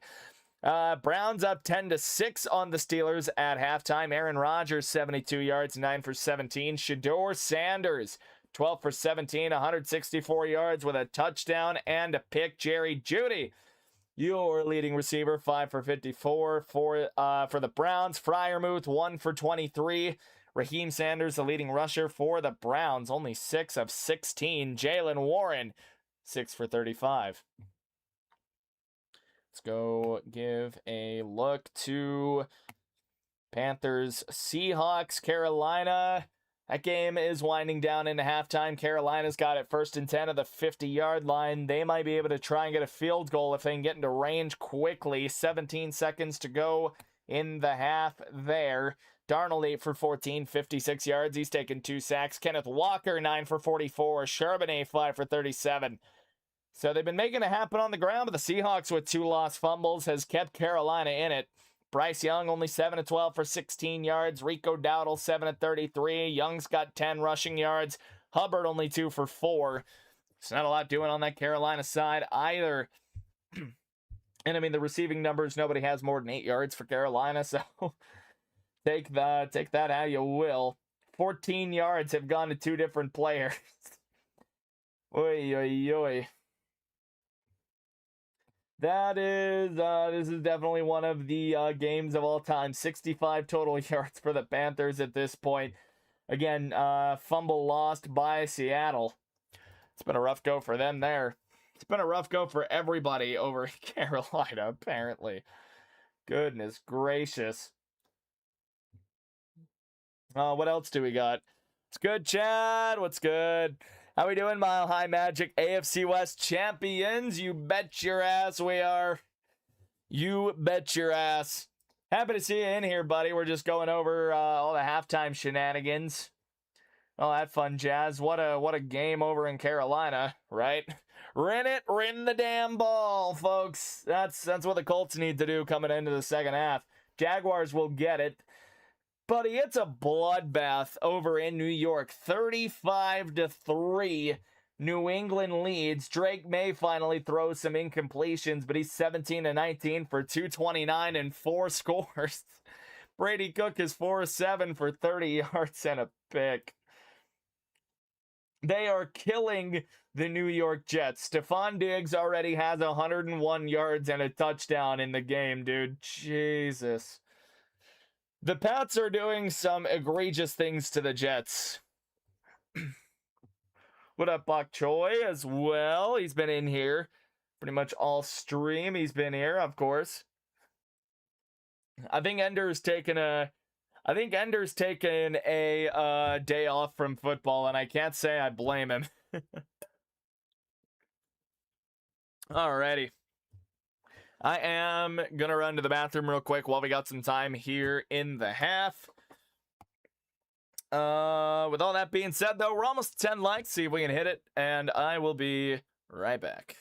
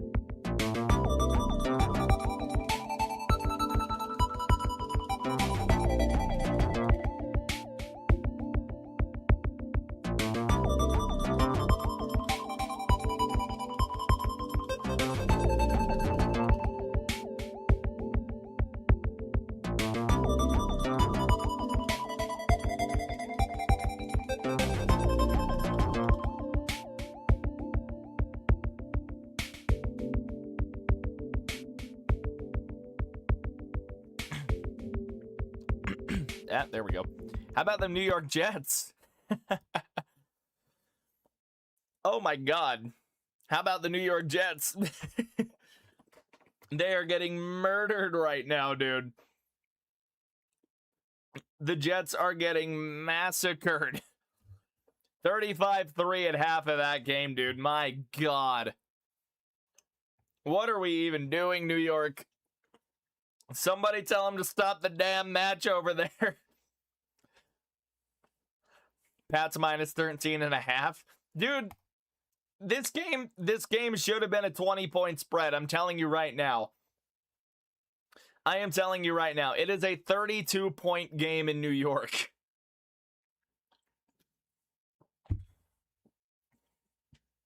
I think somebody's got to call the Pentagon to help the New York Jets. I think they need like military support right now because it is not good. They are getting boat raced, but they're also getting like artillery shelled, and all they have to respond with is like a squirt gun. Dude, the Jets are getting bullied. They are getting straight up bullied. Dude, they just got a wedgie and they've been like hung on the flagpole by the wedgie. Like, it is not, dude. I do not have enough negative things to say about the Jets. Oh my God. Getting the doors blown off. I want to say that we are almost back from halftime. I don't believe we've got that much longer. I think we were the first game to go into halftime on the air. Again, Jags are going to get a chance to go down and make up for some of the mistakes. 2 red zone turnovers for them up to this point. The failed hook and ladder and the fumble they lost there. And then the Trevor Lawrence interception inside of 30 seconds left in the half. Jacksonville's had their opportunities, man. The Colts are hanging on, and they're holding strong right now.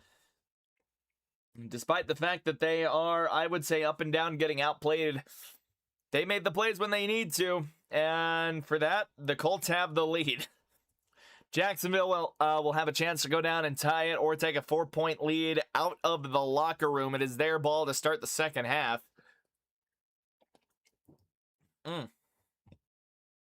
This Dr. Pepper is good. I gotta say.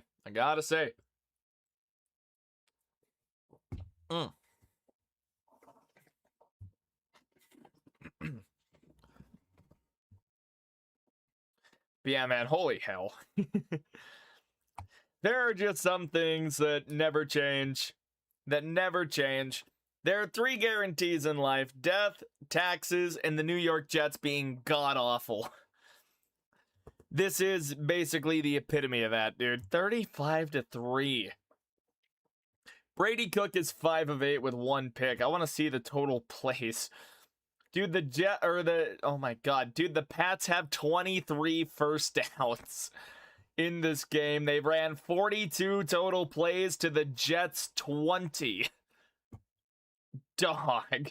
They have 20 minutes of time of possession to the Jets 9:43. They're 4 for 4 in the red zone. The Jets have 27 tackles already in the game. Dog, it is a bad look for the New York Jets. Oh, we are just about out of halftime over here in Indianapolis. Jacksonville going to be getting the ball first. There's been some weird happenings. They tried the hook and ladder. Jacksonville did. First trip to the red zone goes wrong. They turn it over. Okay. Second red zone possession. They've got it. They're inside like the 15 or the 10 even. And Lawrence throws a pick to Jermaine Pratt, looking in the corner of the end zone for Parker Washington. And now here we are, 10-7 ball game on a beautiful Sunday afternoon. I hope everyone is having themselves a good afternoon as well, wherever you're listening in from. I appreciate each and every one of you. It's been a good weekend. It's been a pretty damn good weekend, man. And the big Broncos game on Thursday, which was great. We had a great stream yesterday. We're having a great stream today. Here we go.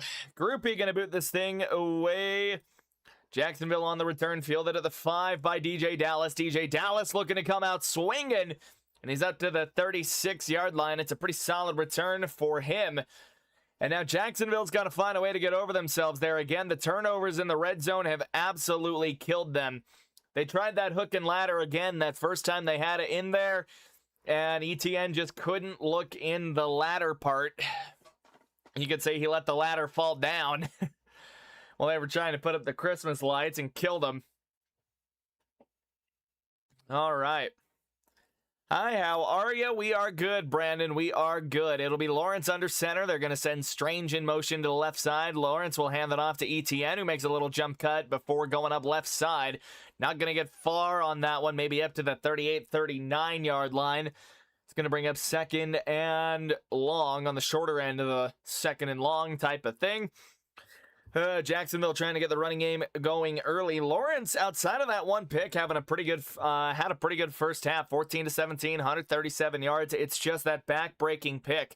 How about the Texans yesterday? Dude, the Texans are scary. That defense for him is playing otherworldly right now. Lawrence under center again. It'll be a 2x2 set. Strange will be offset a little closer to the backfield. Or excuse me, not Strange. It was Strange. I lied. They send him in motion. Lawrence play faking, rolling out now. Has nowhere to go and just has to eat it. Ends up taking the sack there. I believe that is Kenny Moore that ends up getting it. Yep, the slot corner. He was playing contain and he played it well. Nobody fooled by the Jacksonville play action. It's a loss of 5. It's going to set up 3rd and 12. Jacksonville doesn't want to go 3 and out immediately. They've had more or less no momentum going there. Kenny able to break well on it. He gets back to Trevor Lawrence coming in off of a corner blitz from the right side. Lawrence doesn't even have the ball in his throwing hand. Sets up 3rd and 12. LaQuint Allen has joined the game at running back. Lawrence dropping. Colts bring only 3. He's still dancing around. Lawrence setting up, letting it go over the middle, and a diving effort by Jakobi Meyers is all for naught. That is incomplete. That was 29 in on the coverage. Mekhi Blackman that had it. Washington, after just in the scramble drill, just trying to find somewhere to go. Nobody for the Jags gets open. Who do I want to win for college football? I'm rooting for the Hoosiers. I think it'd be cool to see Indiana go and take it the distance. They've been having a hell of a year. Brings Logan Cook on to punt. And this will be bounced into the end zone, and it will. Colts are going to have it at their own 20. It's a good stop by that Indianapolis defense. And you know what? Trent might be getting vindicated here. He might have whiffed on the Packers pick, maybe. Unless he picked the Ravens out of us. I'm not actually sure. Unless I picked the Ravens. I'm actually not sure. Sinbin was streaming that game, though, last night. I did go poke into his stream for a little bit. That was pretty cool. All right, see how many of these games are coming out of halftime. Most of them are. We got 6 games in the early window, and we got half of them out of halftime, just barely. We were the first in and out of halftime, by the way. Buccaneers, Dolphins, 17-7 game. Tampa playing for their lives right now. And they're scoreboard watching over in Carolina, but they can't even scoreboard watch until they get themselves together. 17-7. Now, both teams lose. It sets up a winner-take-all scenario where the NFC South will be won by a team with a losing record. If both teams were to lose today, Carolina clinches the South with a win and a Tampa Bay loss. And let's see. Jacksonville, I believe, would clinch the AFC South with a win today. No, I don't. Maybe? I'm not actually sure what the scenarios look like. Pats, I think, can clinch the division with a Philadelphia win over the Bills. That's a weird way of saying a Bills loss, but I think New England clinches their division with a win and a loss by the Bills. And those two teams don't play each other again in Week 18. They've already played their 2 games. You are in the lead, Ender. Welcome to the stream. 10-7 ball game in the second half, my guy. And the Colts just forced a 3-and-out on the Jags. So they're fitting to get the ball back. They'll have it at their own 20-yard line. But yes, the Colts are in the lead. Perhaps I judged you too harshly.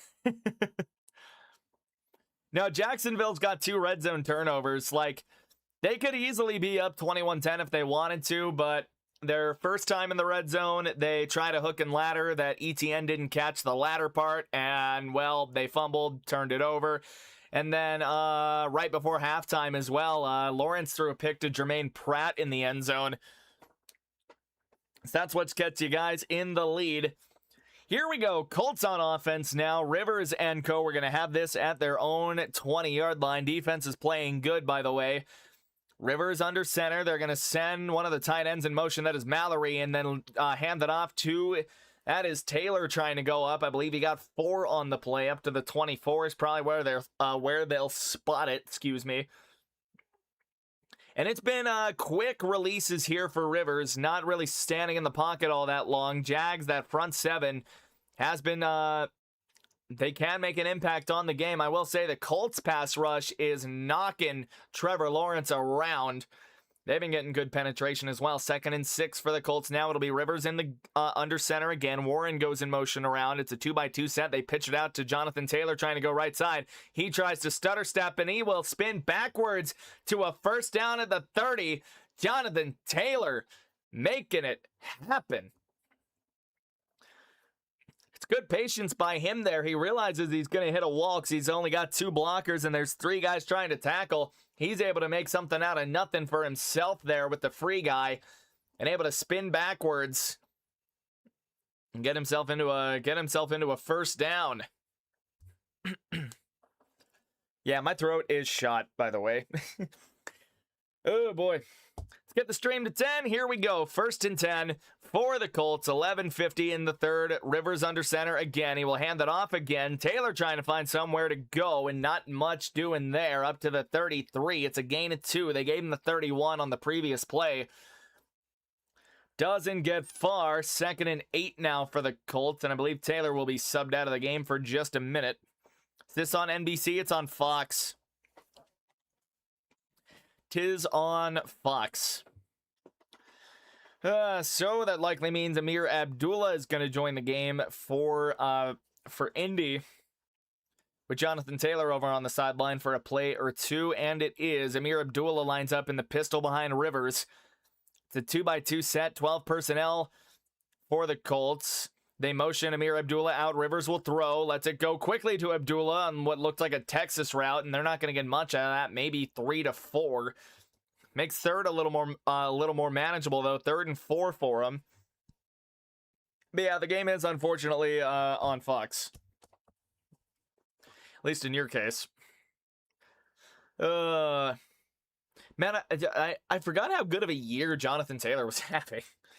1,500 yards, 303 carries, 18 rushing touchdowns. Still leads the NFL in that category. Like, it's been great for Taylor. 3rd and 4 for the Colts now. Amir Abdullah remains in the game. It's a 3x1 set. Glorified 4x1. Now another 3x1.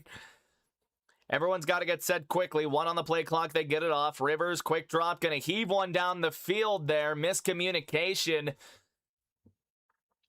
I think he wanted Alec Pierce to go upfield. Alec Pierce just runs a drag, I think, or a mesh route.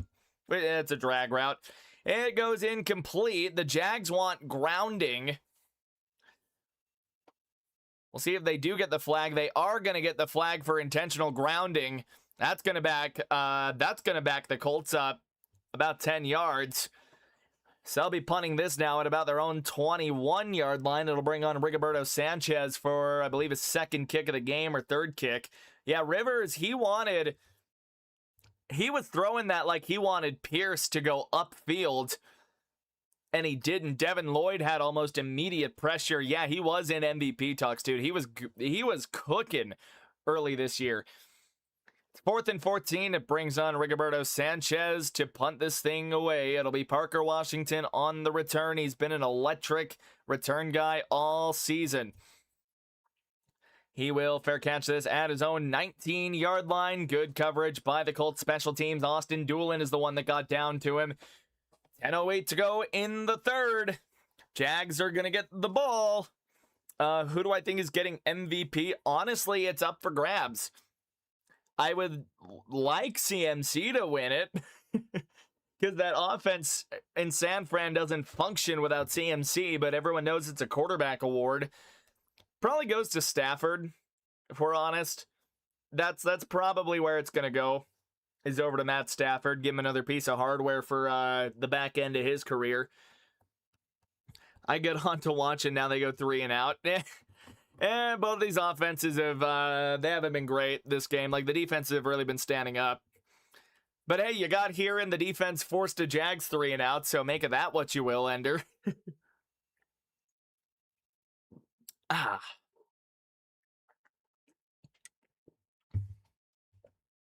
Yummy Dr. Pepper.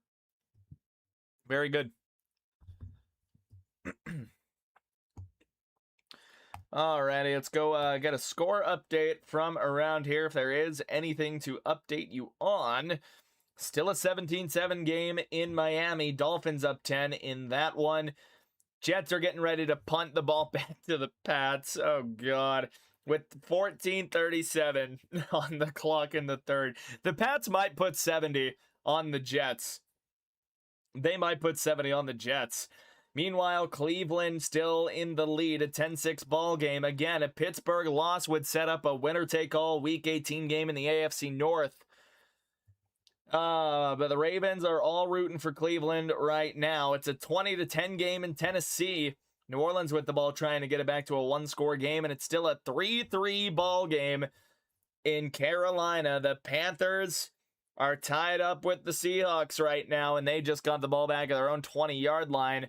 Both defenses in that game playing outstanding. Of course, Bryce Young not having a good Bryce Young week for some reason. Oh, God. Which is crazy because I don't think anyone expected anything of them against the Seahawks, but they've got it close right now, so we'll see what comes of that. Again, Carolina clinches the South with a win and a Buccaneer loss. So they could be resting starters next week. They would get the 4 seed. And then, the Steelers, again, it would be a winner-take-all for the AFC North next week if Pittsburgh happens to lose. Oy, oy, oy.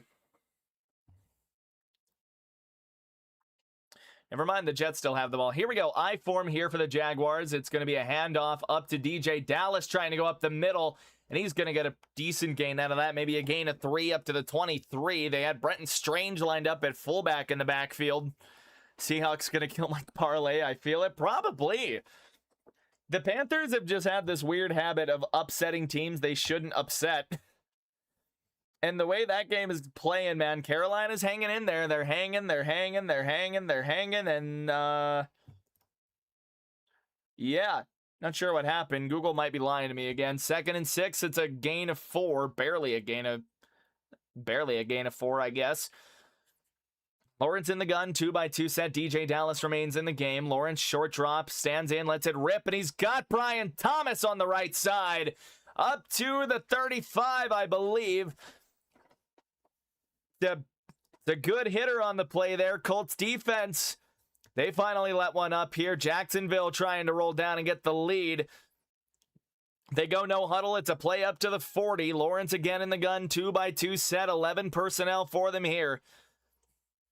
Lawrence, they snap it. It's a 3-step drop for Lawrence. Lets it rip. Gets his feet set, and it's in and out of the hands of Parker Washington.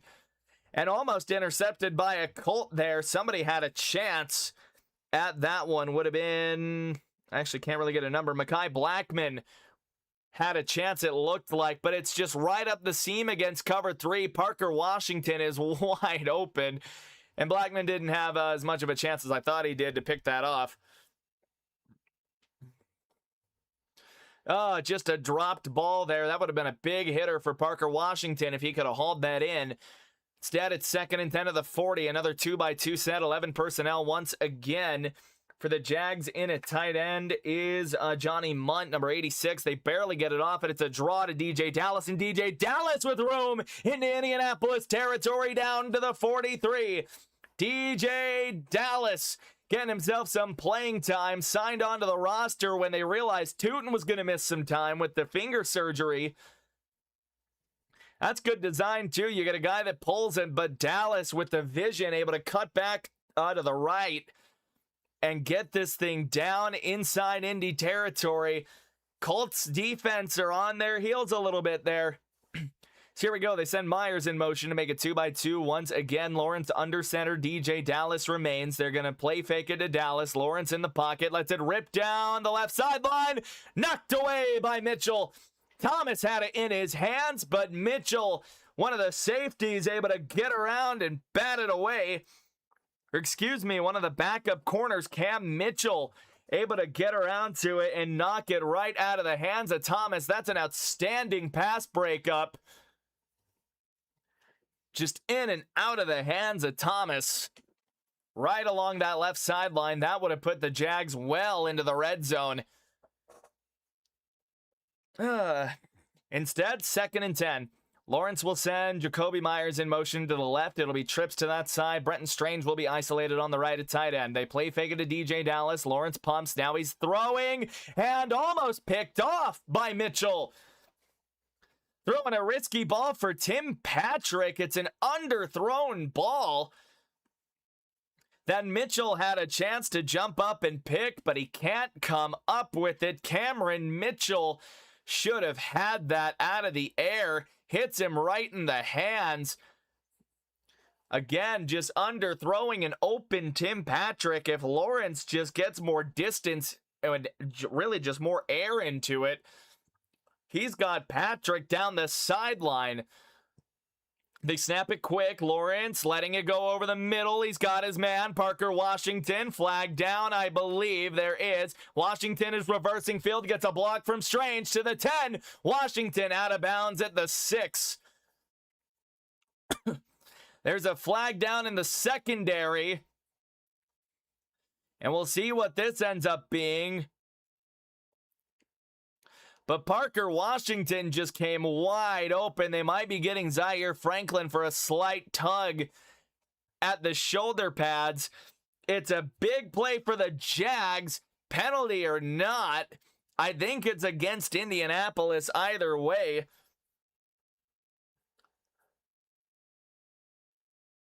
What a sequence. Jacksonville's going to have this deep into the red zone now. They'll have it at the 6. Parker Washington making guys miss. He is a weapon. I still don't even think they've called the penalty yet. If they have, it was declined. 1st and goal now for the Jags. They've got it at the 6. Lawrence in the gun, 2x2 set, 3 receivers with a tight end out there. Lawrence, he's going to quarterback draw, calling his own number. Touchdown, Jacksonville. Trevor Lawrence with his 2nd rushing touchdown of the game to put the Jaguars on top. Calling his own number on the quarterback draw.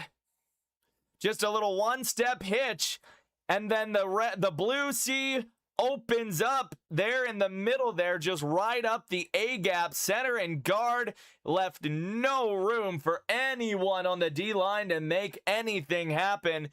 Grouping now for the extra point. It is up, and it is good.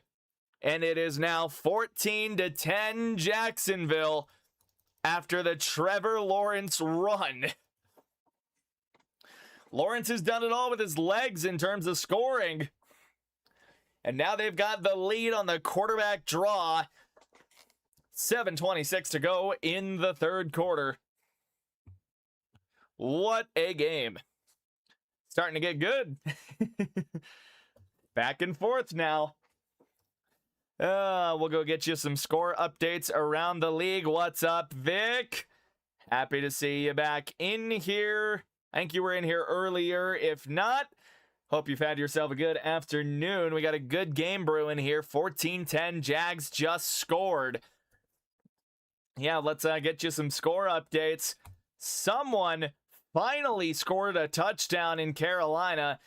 And here's a bit of a spoiler. It wasn't Carolina. Seattle with a 10-3 lead. 9:38 to go in the 3rd quarter.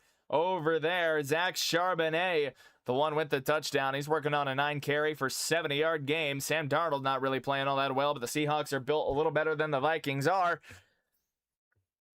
Meanwhile, Tampa Bay trying to get back into this thing. 7-17 right now, but they've got it 1st and goal at the Miami 7.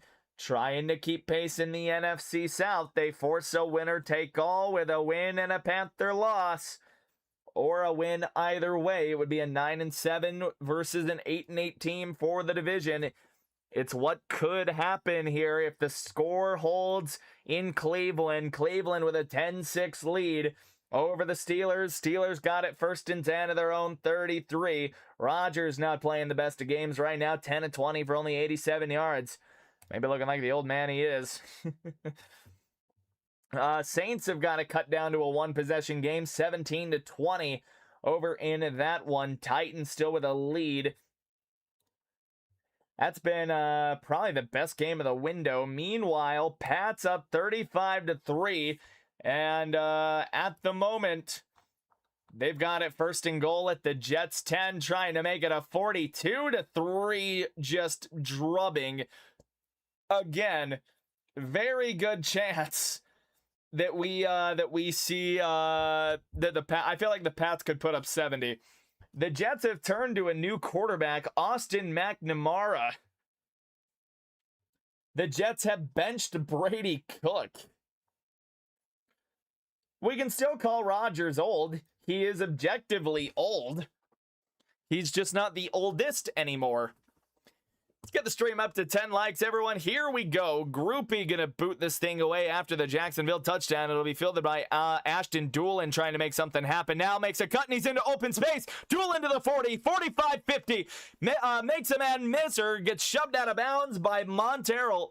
I can't even pronounce the name, by Brown, and he's into Jacksonville territory, down to the 40, Ashton Doolin, with another electric return in this game. The Colts special team showing up.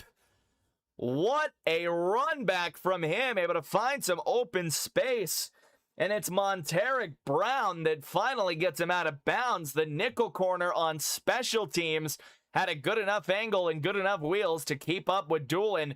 That's a big return for the kick returner there. Now it'll be 1st and 10 for the Colts in Jacksonville territory. They call it the 39. Pistol set 3-by-1 for the Colts. They barely get it off. Rivers will play fake it to Taylor and try to screen it to Taylor. It is batted away. Josh Hines Allen jumping up and smacking it out of the air like a beach ball. That's going to bring up 2nd and 10. The return went to the 39 is what they called it. We hit the 10 on the stream. You guys are the best. Let's keep her rolling. 2nd and 10, Indianapolis. They're looking to do something and answer back. Jags finally broke the 10-7 deadlock. Now they got to respond. 2nd and 10. It's a gun set now for Rivers. 3-by-1 to the left side. Tyler Warren at tight end, lined up in line. Rivers snaps it. Jags bring 4. Rivers going deep. He's got a man. Alec Pierce. Incomplete.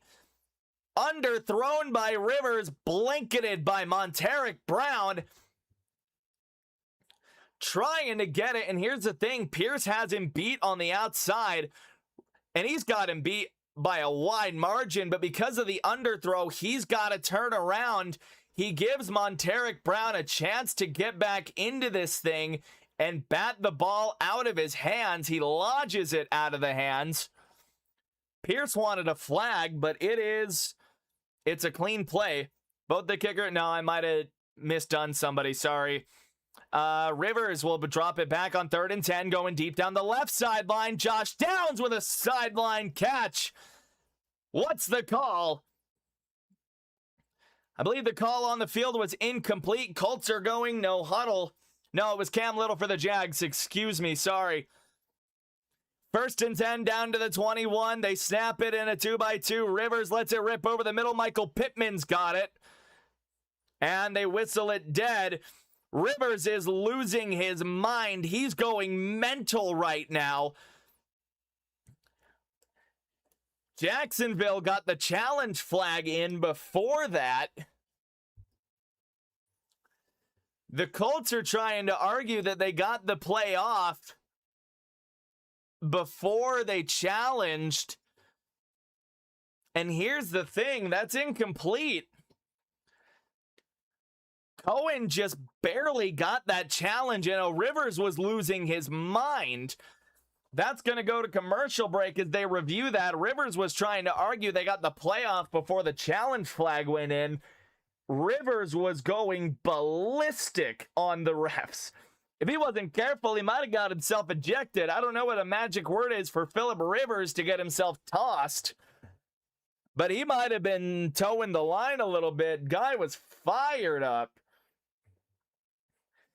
Some more score updates from around the league. Tampa only able to get a field goal with that goal-to-go opportunity there. 3:49 in the third. Dolphins lead by 7. New England right now 42-3 on the Jets, and they've got the ball again with 8:10 to go. 1st and 10 at their own 28. New England is looking to murder these New York Jets, man. They are looking to do unspeakable things to the New York Jets.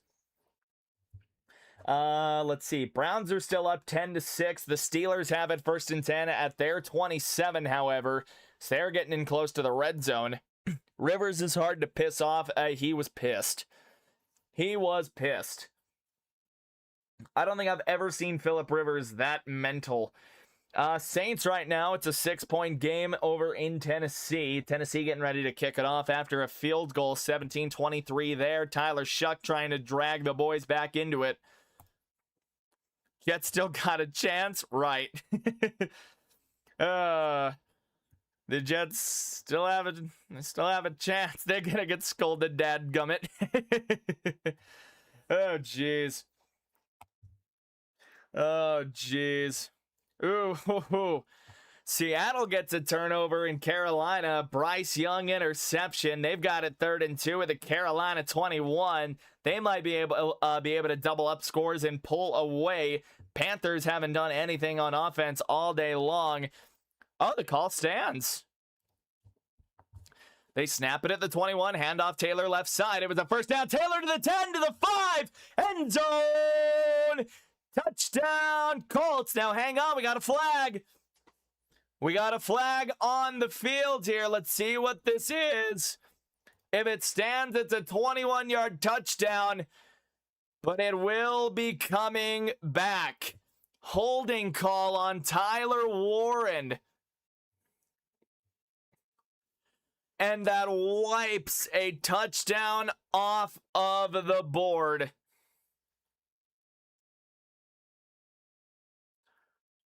Oh, jeez. All right, they got Mike Pereira explaining why the call stood on the play before.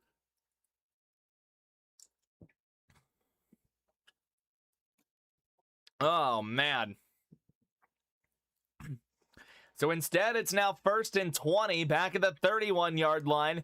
Play clock down to 3. Rivers in the gun, takes the snap. 5-step drop, lets it go, trying to go deep. Alec Pierce is who he was looking for, and that's going to draw a flag. Alec Pierce had his arm being held back, and it's going to be pass interference on the Jags. They're going to get number 30, Monteric Brown, for pass interference. Hand holding with Alec Pierce. Wasn't looking for the ball at all. And again, hand holding. I don't think you're best friends, Monteric. You can't do it. Okay, maybe not the 1, but Colts are going to get it at about the 4-yard line if I had to guess. They're looking at the holding, the play before it. That's what they called, is the guy trying to shed and get outside, and Warren still had a hand on the shoulder pad holding the jersey. So after the pass interference, 1st and goal at the 5 for the Colts. It's going to be a 2-by-2 set, 12 personnel on the field for Rivers in the gun. Snaps it, will hand it off to Taylor. Taylor trying to wiggle forward. He gets nowhere. No gain on the play. Jonathan Taylor runs into a Jaguar wall there at the line of scrimmage. Pretty much headed by Matt Dickerson.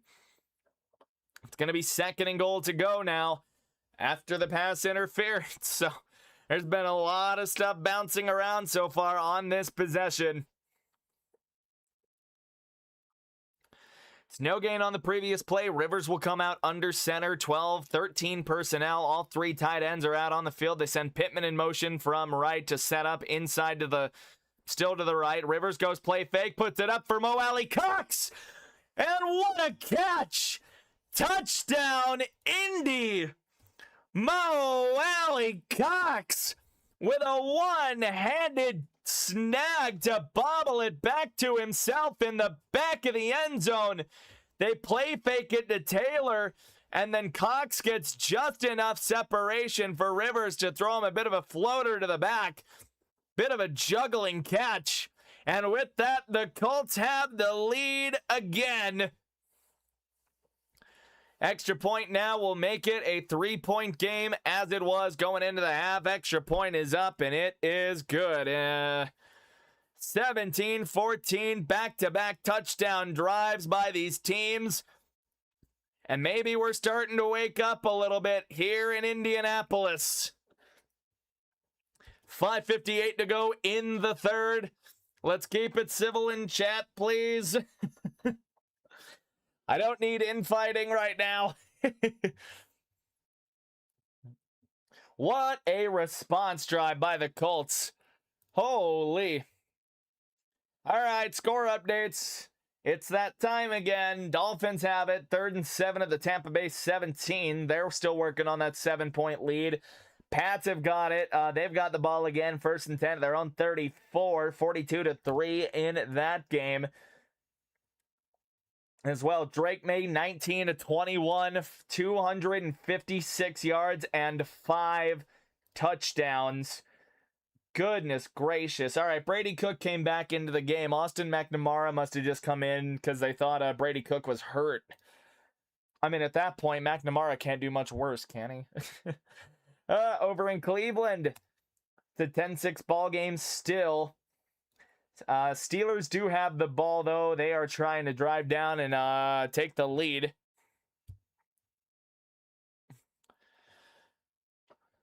We all listen. We all cuss. All right, man. We all cuss. We're all adults here.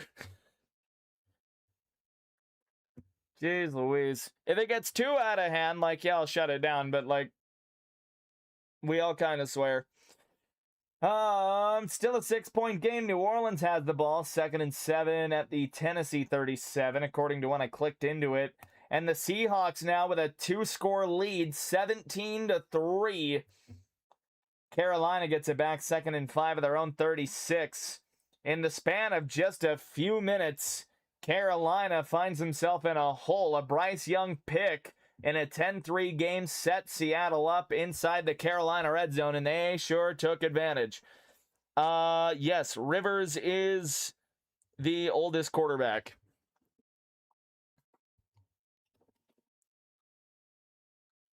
Lock me before it yet? Okay, man.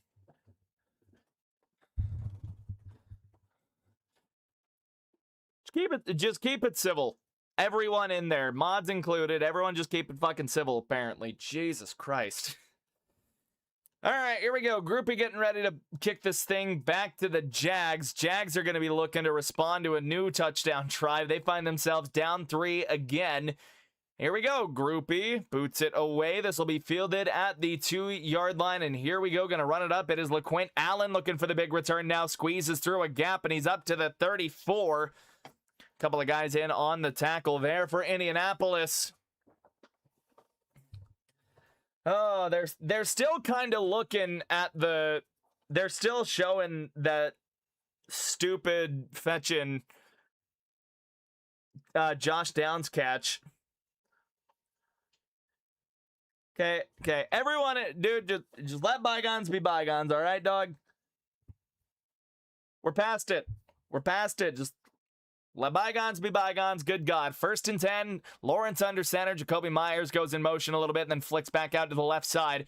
He's going to snap it. Play fakes it. Lawrence standing, and that is batted away. He had the pass rush coming in on him, and the Colts got in. They're able to knock it down. I think that's Latu that was able to get the hand in on there.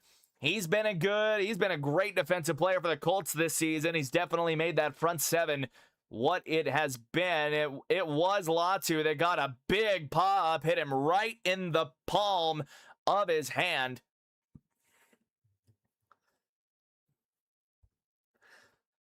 Okay, you guys, quit fighting. 2nd and 10 after the incompletion. Lawrence in the gun. 2x2 set for him. Snaps it, dropping now. Colts bring heat. He's got it over the middle to Brenton Strange, who makes a man miss, but he's tripped up just barely across the 50. Jacksonville into Indianapolis territory. They just come out in a 2x2. Strange working the outside. It's an outside release, and then he takes just kind of not even a skinny post, just really something up the middle. In essence, it's a post, but Strange, man, gets wide open over the middle of the Colts defense.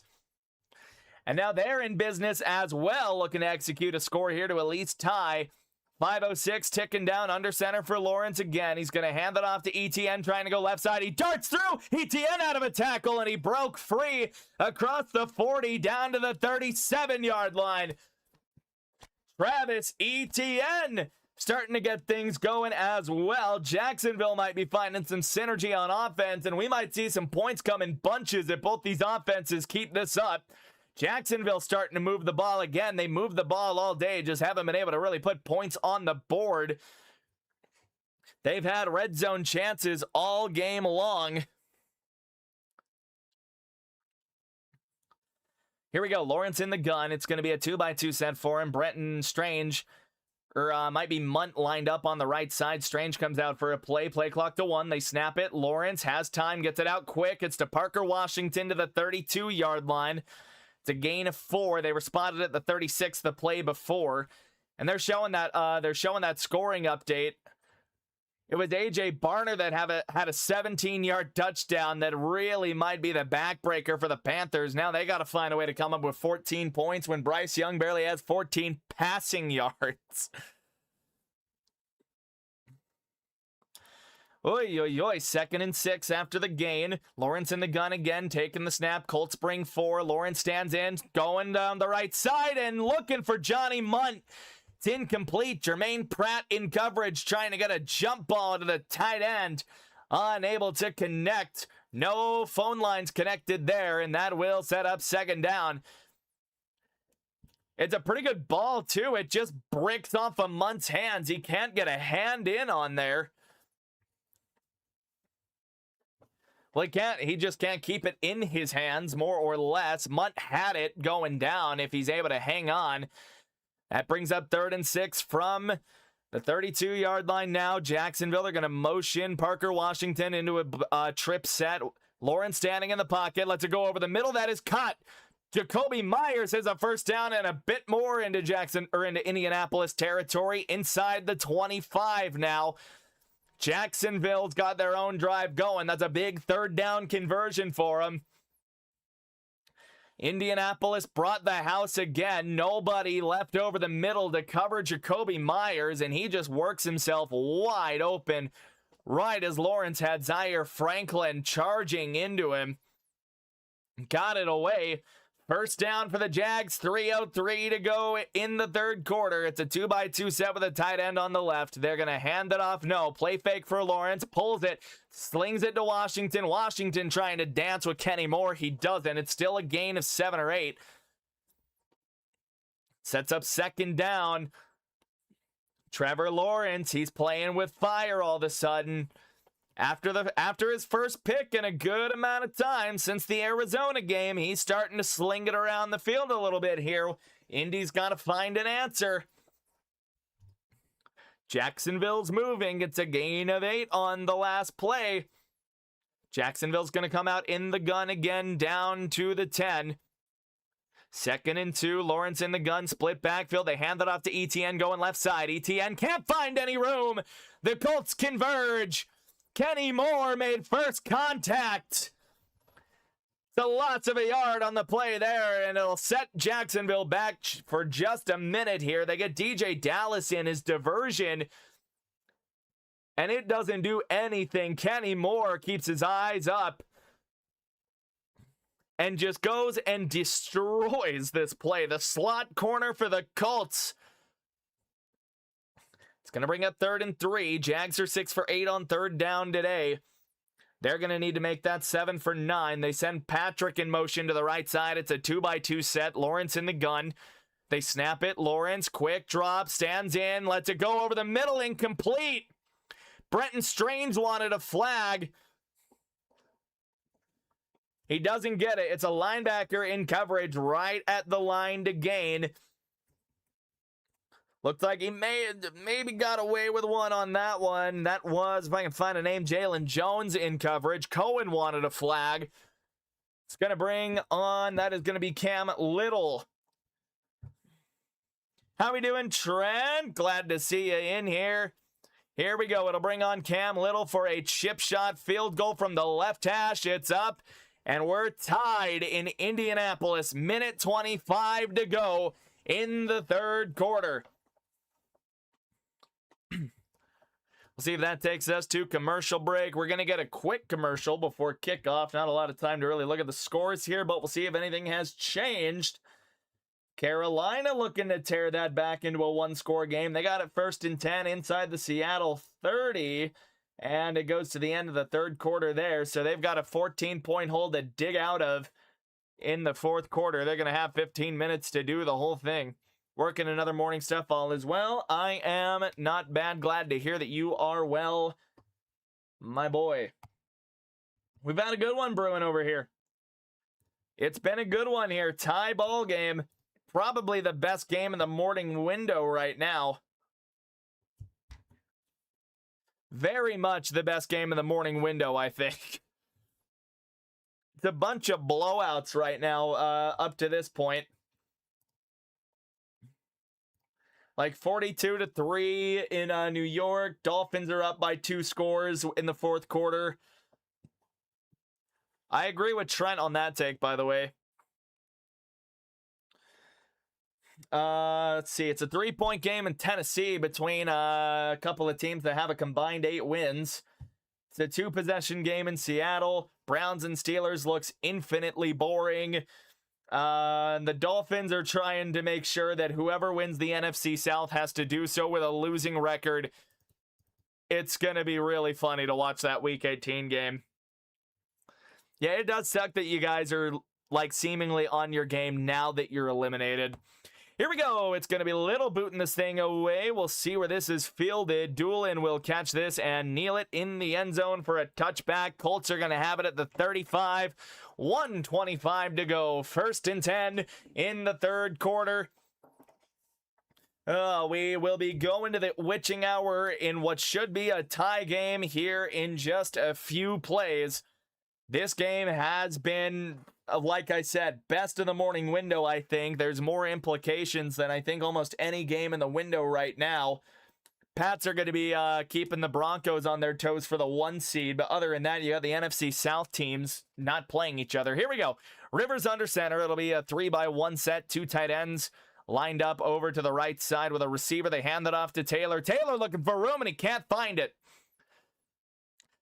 It's maybe a gain of 1, maybe to the 35.5 or 36.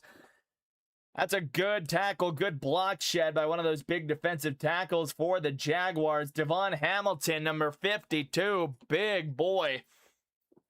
The fact that the Packers lost to the Ravens is surprising. It is. Well, it's not when you consider that Derrick Henry ran for 200 yards and 4 touchdowns.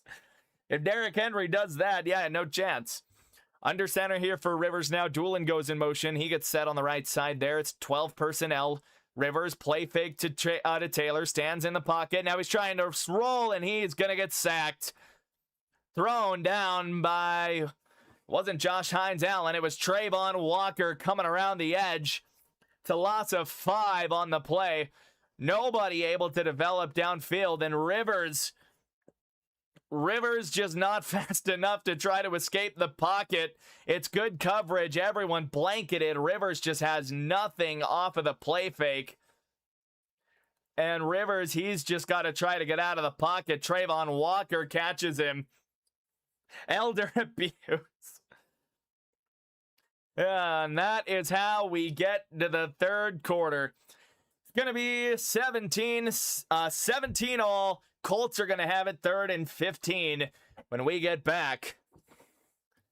But both of these defenses have stood up and made plays when they needed to today, man. And the Jags, they needed that. Again, it'll be 3rd and 15 when we get back. Panthers have it 2nd and 3 at the Seattle 10-yard line. Fourth quarter, just over 14 minutes to go in this one. Carolina looking to make it just a 1-score game with a touchdown here. A field goal is not going to cut it. Bryce Young only 12 of 22 for 42 yards and a pick.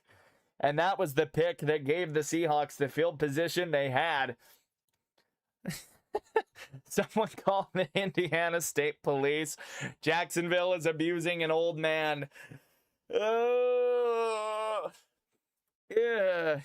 How are they going to feel if said old man signed up for it, though? What's the protocol on that? Hey, touchdown Carolina. So they're going to have that back to a 1-score game. We'll see who scored it. If the stats would ever update fast enough. I can't tell you who scored it in Carolina yet. But they get the point after. It was Bryce Young with his legs that scored it. So that game is interesting again. Again, the stakes for this. Carolina clinches the division if they win and Tampa loses. Tampa is currently losing by 10 to the Dolphins. And now Carolina makes it a one-possession game. Now, if both teams lose or both teams win, it's a winner-take-all Week 18 for the NFC South. But the Bucs have got to come back to force it. If the Bucs lose and Carolina wins, they get the South. Same thing over in Cleveland. It's a 6-10 game there. If Pittsburgh loses, it forces a winner-take-all Week 18 for the AFC North. Some big happenings and what could be some massive upsets today. I might have to... All of us over on MTTF might be eating crow about the Panthers. I don't think any of us picked Carolina. Here we go. It's going to be 3rd and 15 from the 30 after the sack that Rivers took. He's going to be in the gun. They reload the backfield with Taylor. It's a 3-by-1 set. Trips kind of a loose bunch to the right side. They snap it. Rivers, 3-step drop, and we got whistles. We got a flag down here. They might get false start. They will, just to make it even harder. 3rd and 20. It's a false start. Who do they tag for it? Josh Downs is who false started there.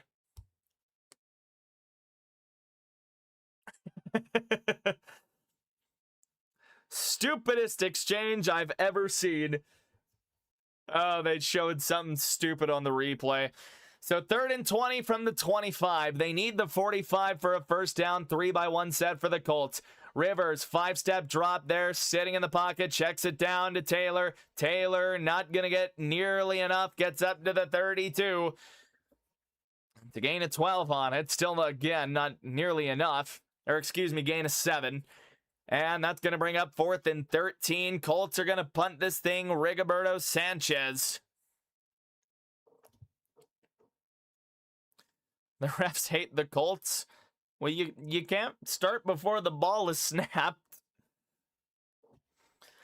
So here we go. Rigoberto Sanchez on to punt this back to the Jags. 14-20 and ticking down here in Indianapolis. Letting the play clock run down a little bit. They snap it at 1. Sanchez with a clean snap gets the kick away cleanly. And he's going to catch it in stride. Washington trying to make some things happen. He gets up to the 30 before he's tackled out of bounds. Trent can only do mornings. Okay. Might have to improvise and try a Saturday morning then. I'm not sure. Which, Ender, I do got to talk to you about that too after stream. I'll send you the details after the stream. All right. I've got that ball in a really stupid spot. Let's put that. I don't know why it's snapped to the bottom of the graphic. Jeez Louise. Here we go. 1st and 10 for Jacksonville. 14:01 to go. 1st and 10. They'll have it at their own 30, 31. Depends on where they spotted it. It is the 30. It's a pistol set here for Jacksonville. 2 tight ends, 2 receivers on the field, both on their own sides. Lawrence will hand it off to Etienne, and Etienne with some charge. It's a gain of 5 up to the 35. Jacksonville trying to run the ball here. They get some success there. 2nd and 5. I had to spit my stupid pouch out. There we go. Now we're good. That's what you were thinking? Okay. Yeah, that should work. It just delays it by a day, which is fine. Here we go. Lawrence under center. It's going to be a 3-by-1 set here. They got Brian Thomas isolated, 2 tight ends, and Jacoby Myers to the right. Now they motion Brenton Strange. They're going to hand it off again, and Etienne again with a good run. Gain of 3.5, 4 there. Maybe just 3. It's going to set up 3rd and short now. Jacksonville trying to impose their will. We'll see if they're able to do so here. They just showed that touchdown for Carolina. Good scramble by Bryce Young. Not doing nothing through the air, so glad to see him find something to do on the ground. Once again, 10-17 ball game over yonder in Carolina. Big implications if they can win that one here. 3rd and 2, Jacksonville in the pistol. It's a 2x2 set. They bring Myers a little tighter on the left side, and they run the speed option. Pitches out to Etienne, who ducks under a man, and he's got a first down and more. Gets ran out of bounds after a good gain on 3rd and 2. We get a speed option with Lawrence and Etienne, and that goes for a first down. Snapping this just between the 35 and the 40. At the 37 is where they had it, and Etienne ducks under a guy, gets ran out of bounds. Jacoby Myers getting out to block. That's a good enough block. He was getting driven backwards. The first down with 12 minutes to go and ticking down. 1st and 10 of the 49. Lawrence under center. They motion Strange around a little bit. They're going to play fake it. Lawrence standing in the pocket now. Has to drift to his left. Now he rolls. Checks it down to DJ Dallas.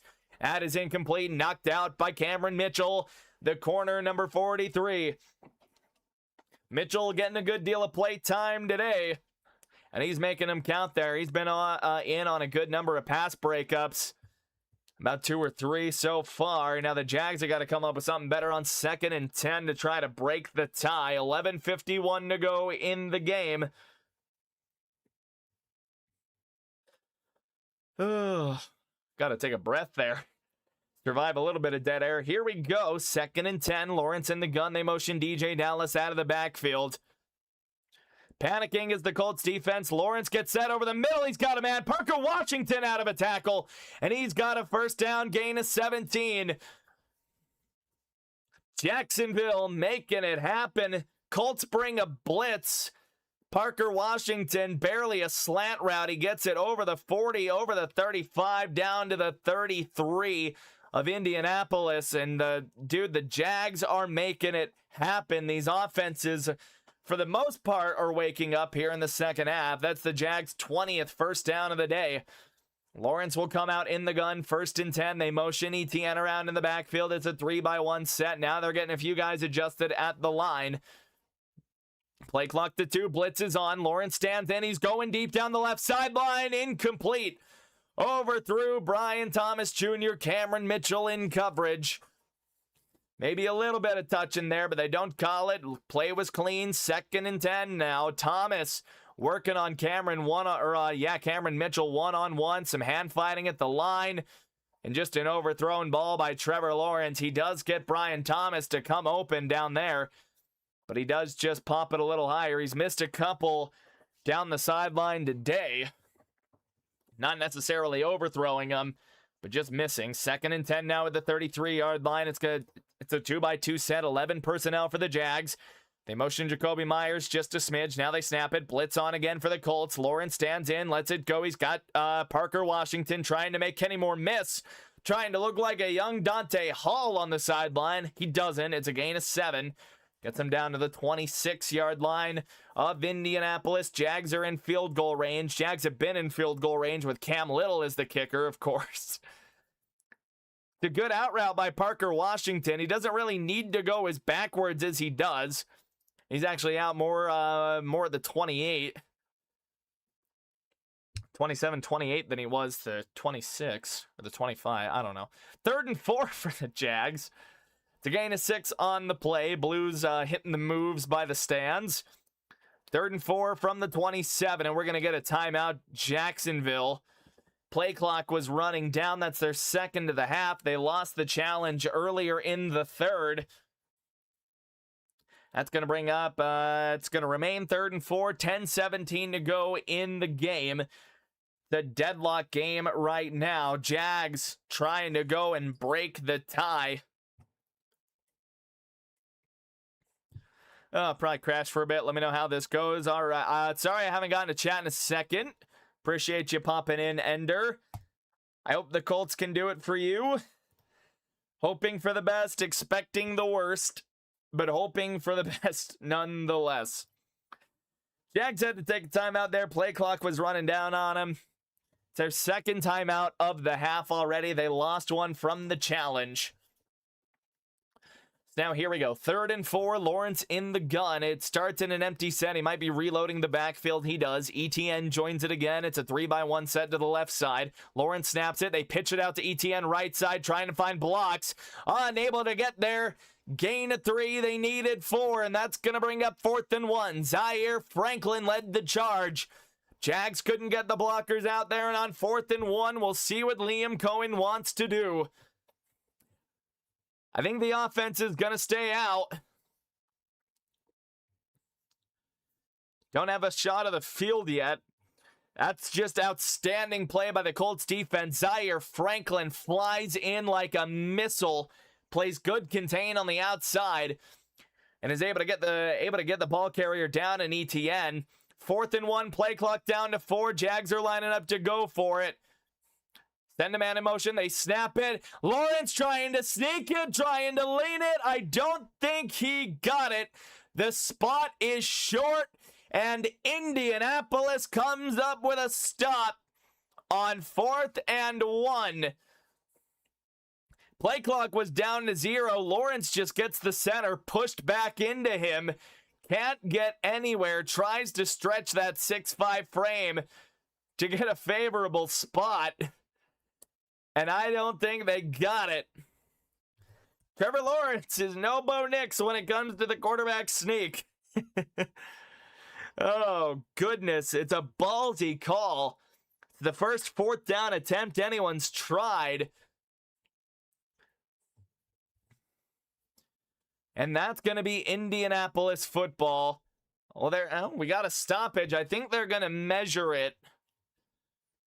Lawrence and the offense are kind of still on the field. The virtual measurement has him short by a foot. That was what the initial spot said, and that is correct. Oh my goodness, the Colts defense able to hold up, and with 9:25 in a tie game, they've got the ball. That's going to send us to commercial break. Go get a score update. See if we can get the stream up to 20 likes. We're up to 14. You guys have been awesome so far today. It's a good game here, man. It is a great damn game. Ooh, all right. 17-10 still over in Carolina. 6:54 to go. Seahawks have it 2nd and 8 at the Carolina 10. Jeez Louise. Nothing going right. Carolina's defense can't hold up. That's a yikes. 6-point game over in Tennessee, 26-20. Titans got the Saints got the ball now, apparently. Something. Google lying to me. Saints trying to tie this up or take the lead with a touchdown and an extra point. Tyler Shuck, 240 yards and a touchdown, getting no support from the run game. Cam Ward with 2 touchdowns on the day and 200 yards. Seahawks now 3rd and 8 at the Carolina 10. That Carolina defense desperately needs a stop. Over in Cleveland. Cleveland getting ready to punt this thing. 4th and 1 at their own 19. Steelers are going to get a chance with 3:20 to go take the lead. They need a touchdown, down 4. I just don't know if they're going to have it in them in that one. Everything they've showed in this game says that we are going to be playing for the division next week. Seems to be the same story for the Bucks and the Panthers here. Again, it would be a winner take all next week in the NFC South. Unless a loss just eliminates Tampa Bay for some reason. I don't know why it would, but I don't think it does. I think it's going to be winner take all for the South next week. It'll be an 8-8 team and a 7-9 team. So Tampa would win it with an 8-9 record in this scenario. Jeez Louise. All right. Well, Miami's got it now there. And the Seahawks stall. So if they, pending the field goal, it should be a 10-point game. Carolina's going to get a chance with about 6 minutes to go. It'll still be a 2-possession game, and Carolina's going to need a lot to go right in that situation. But here we go. 1st and 10 for the Colts at their own 24-yard line. Rivers under center. It's 2-by-2 set. They bring Pittman in motion. They set him up tight. Rivers will hand it off. Jonathan Taylor looking for a gap, and he's got one up to the 29. They push him. Unable to get up to the 30, but it's a good drive starter. Gain of 5. Gets him up to the 29-yard line. 9-10 and ticking down on the clock. Both these teams deadlocked all game. If one team has done something, the other has responded. And here we are, 17-all. Jags trying to keep pace in the AFC and slam the door on the Texans to win the division. 8:50 and counting down. They actually give him a gain of 6 to the 30. They send Pittman in motion to the left to make it trips to that side. Mo Alley Cox on the right. They hand it off again to Jonathan Taylor, who's looking for a gap, but he's got nothing. No gain on the run. I believe that was Matt Dickerson that got through for the Jags. Able to crash the right side. They tried to run it weak side. Had nothing doing there.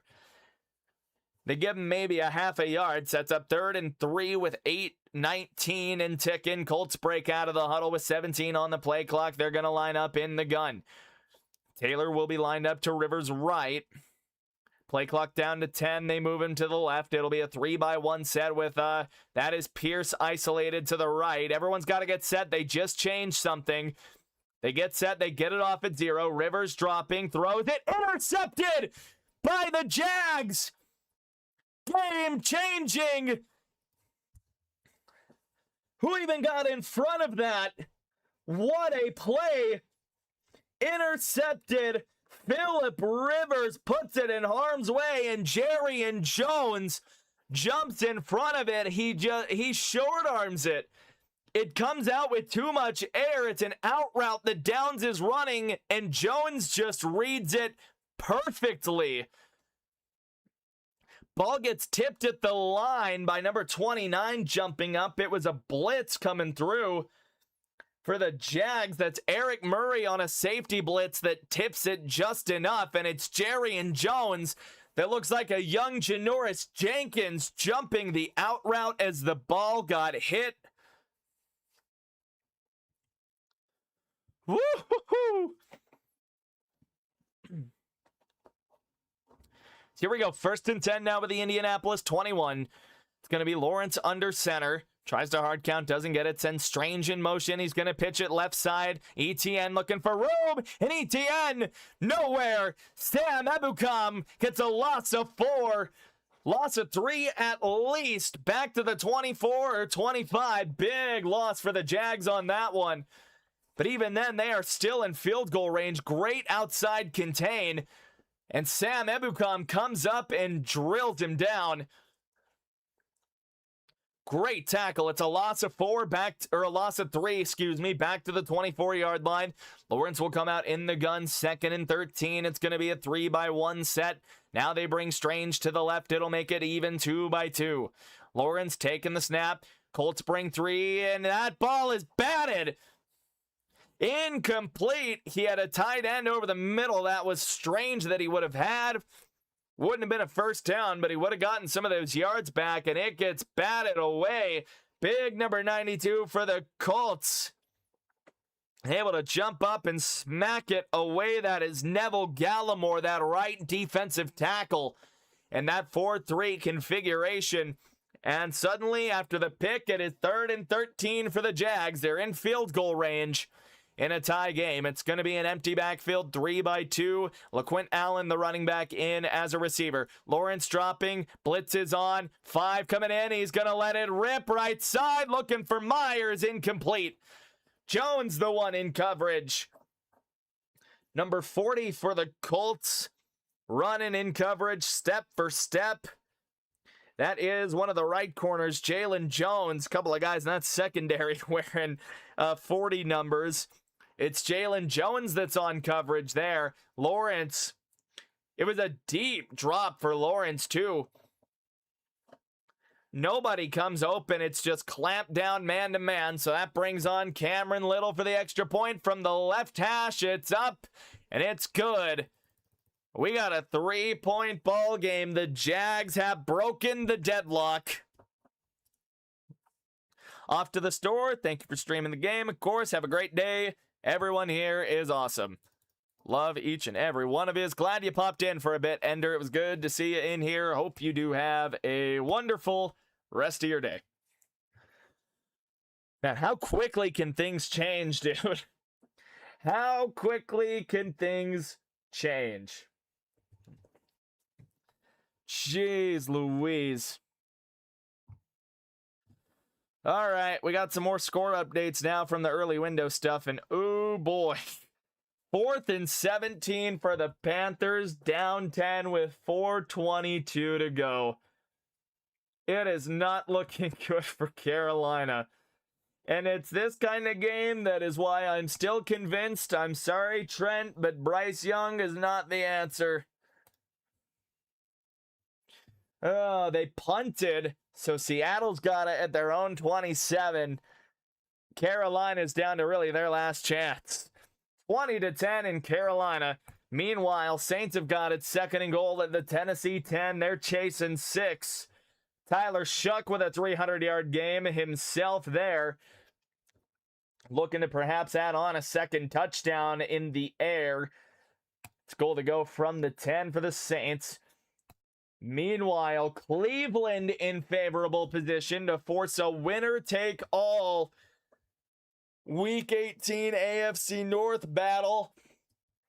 10-6 still, and they've got it. 1st and 10 of the Pittsburgh 20 on the wrong side of the 2-minute warning.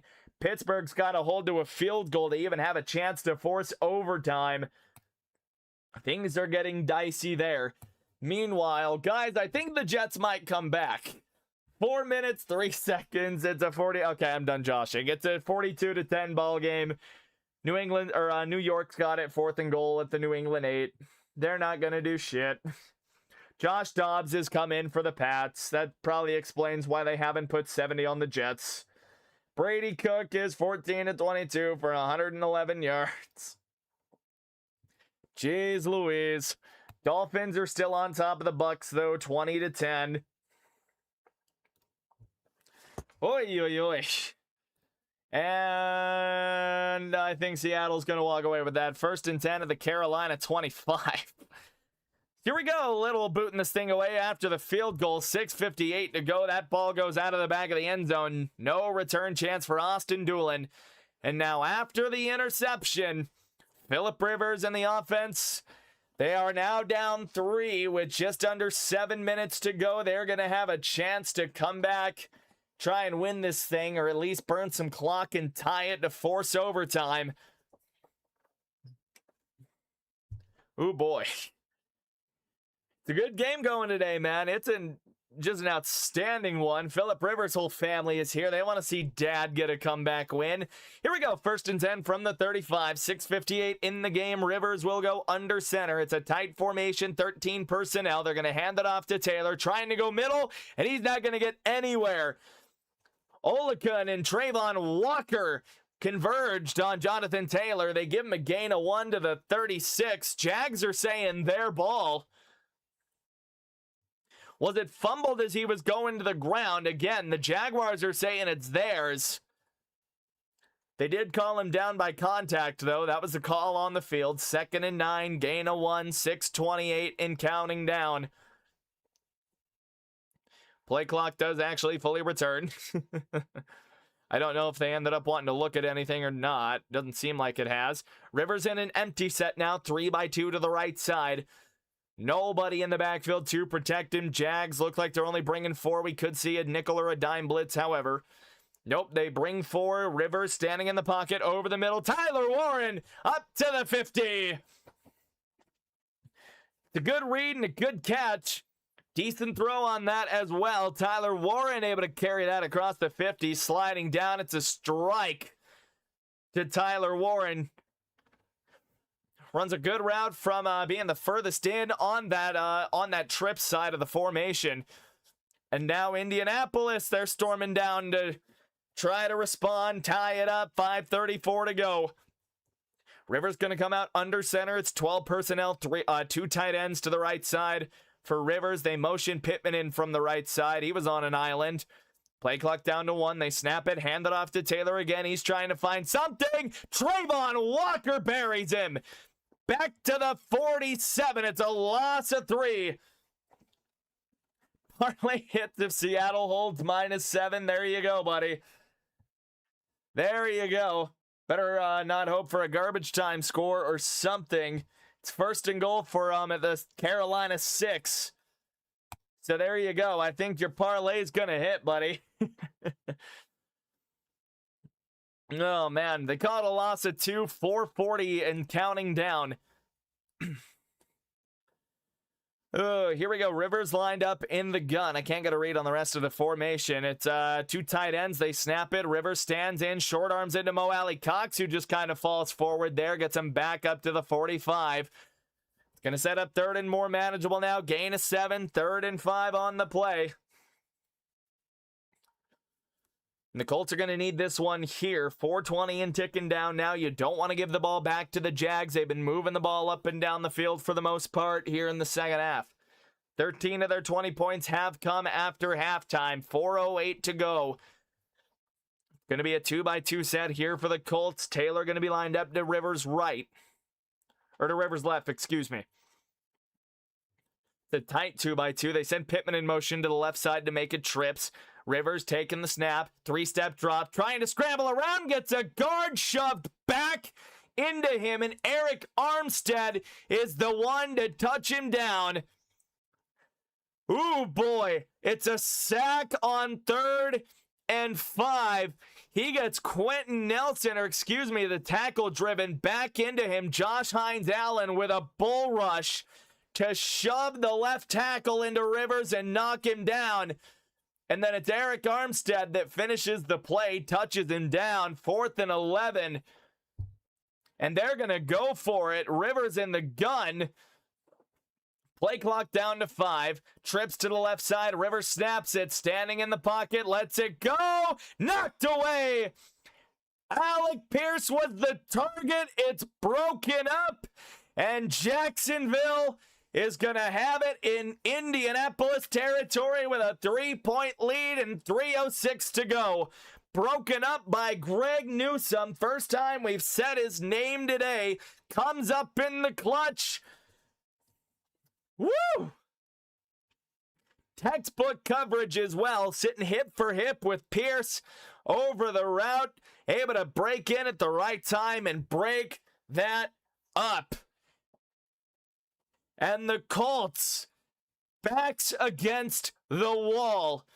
3:06 to go. They've still got all 3 timeouts. Lawrence under center. It's a 3 wide receiver set, 1 tight end. They send Parker Washington in motion. They're going to hand it off to ETN. He cuts it up. ETN with some room down to the 40. They might call it the 39. Gain of 8 or 9 on the play. And now Jacksonville trying to put the final dagger in the game right here, right now. Oh, man. Coming up in the afternoon window, what could be one of the best games we see. It's in the rain. Eagles and Bills over in Buffalo. Pouring rain over in Buffalo, by the way. Touchdown Seattle. Hell yeah. The NFC South will be having the mid-off in Week 18. Good God. Lawrence under center here on 2nd and 2. 2:22 and counting down now. And we'll see what this is. Somebody ran off sides, but were they baited by a false start? Let's see. Colts are arguing that somebody on the Jacksonville line moved. Jags are arguing that one of the Colts jumped the snap. And I don't think they did. I think that's purely on Lewis is who they're going to call. Might be encroachment on Tyquan Lewis. That would give Jacksonville a first down with 2:20 to go. Nothing updated on the graphics, so maybe they didn't call anything. Are we just getting a redo? It's still 2nd and 2. They didn't call anything, and if they did, the penalty's offset. Everyone's kind of confused. We got a stoppage in play. Lawrence is trying to figure out what even happened. And here we go. It's 3rd and 2, or 2nd and 2. Jeez Louise. And now we've got a full-blown stoppage. Oh, God. Just read Liam Cohen's lips. Said, are you guys fucking mental or something along the lines of that? I couldn't tell what the last thing he said was, but he is beside himself over something. Jeez Louise, there was a full-blown stoppage, and then they whistled it live, and then they whistled it dead. Refs can't figure out what they're doing. And alas, it remains 2nd and 2. 2:20 to go in the game. Play clock down to 20. Jags are going to break the huddle here rather quick. Shane Steichen seems to be losing it. It's a gun set for the Jags. 3 receivers, 11 personnel out on the field. It's a 2x2 set with a tight end and Jakobi Meyers up at the top of the formation right side. They bring Washington in motion. Play clock to 1. They hand it off to ETN, who reverses field, trying to plow up the middle, and I don't think he got the sticks. I think he's going to be just short of it. Maybe the nose of the football short. That's a great stop by the Colts run defense there. They knew it was coming, and it looked like he had a seam until it closed down. Colts take their first time out with 2:07 to go. And Jacksonville looking to end this thing quickly. Good to listen to me while working. Football theater in the mind. Thanks for streaming. Always, Pan. Always. I'm glad you enjoyed. Appreciate you having here, man. Appreciate you having you here. Jeez Louise. I'm a little cooked, man. I'm looking forward to lunch right now. I'll tell you that much. Oh boy. We do have the timeout again. Indianapolis took their first time out of the half. Carolina definitely going to lose now. They're down 17 with no way to stop the clock after the 2-minute warning. So we're going to get the NFC South mid-off next week to see who wins that stupid division. Pittsburgh trying to tie it up. 4th and goal at the Cleveland 7. 3rd and 1 here. Washington in motion. Lawrence in the gun. He snaps it. Pulls it on the read option. And he's got a first down. Lawrence gets smacked by Nick Cross on the tackle. There's a flag down on the field. We'll see what the penalty is with 2:11 to go. I had my time wrong. Excuse me. There is a flag. Cohen's trying to figure out what even was wrong. If it stands, it's a first down for the Jags with 2:11 to go. It's an illegal shift on Jacksonville. And instead of now 3rd and 1, it's going to be 3rd and 6. They tag Parker Washington. He didn't get fully set for the full second. That's going to keep the door open for Indy here if the Jags can't convert. See if we can get the stream to 20 likes in these final 2 minutes and 11 seconds, folks. It's been a hell of a stream and a hell of a time here with you. Here we go. 3rd and 6. LaQuint Allen lines up at running back. It's a 2x2 set in the gun for Lawrence. Jags aren't really in field goal range unless they got that much faith. And woo, we got some stuff going on. Flag down. Somebody moved. Not sure if we're going to have a false start or if it is going to be false start.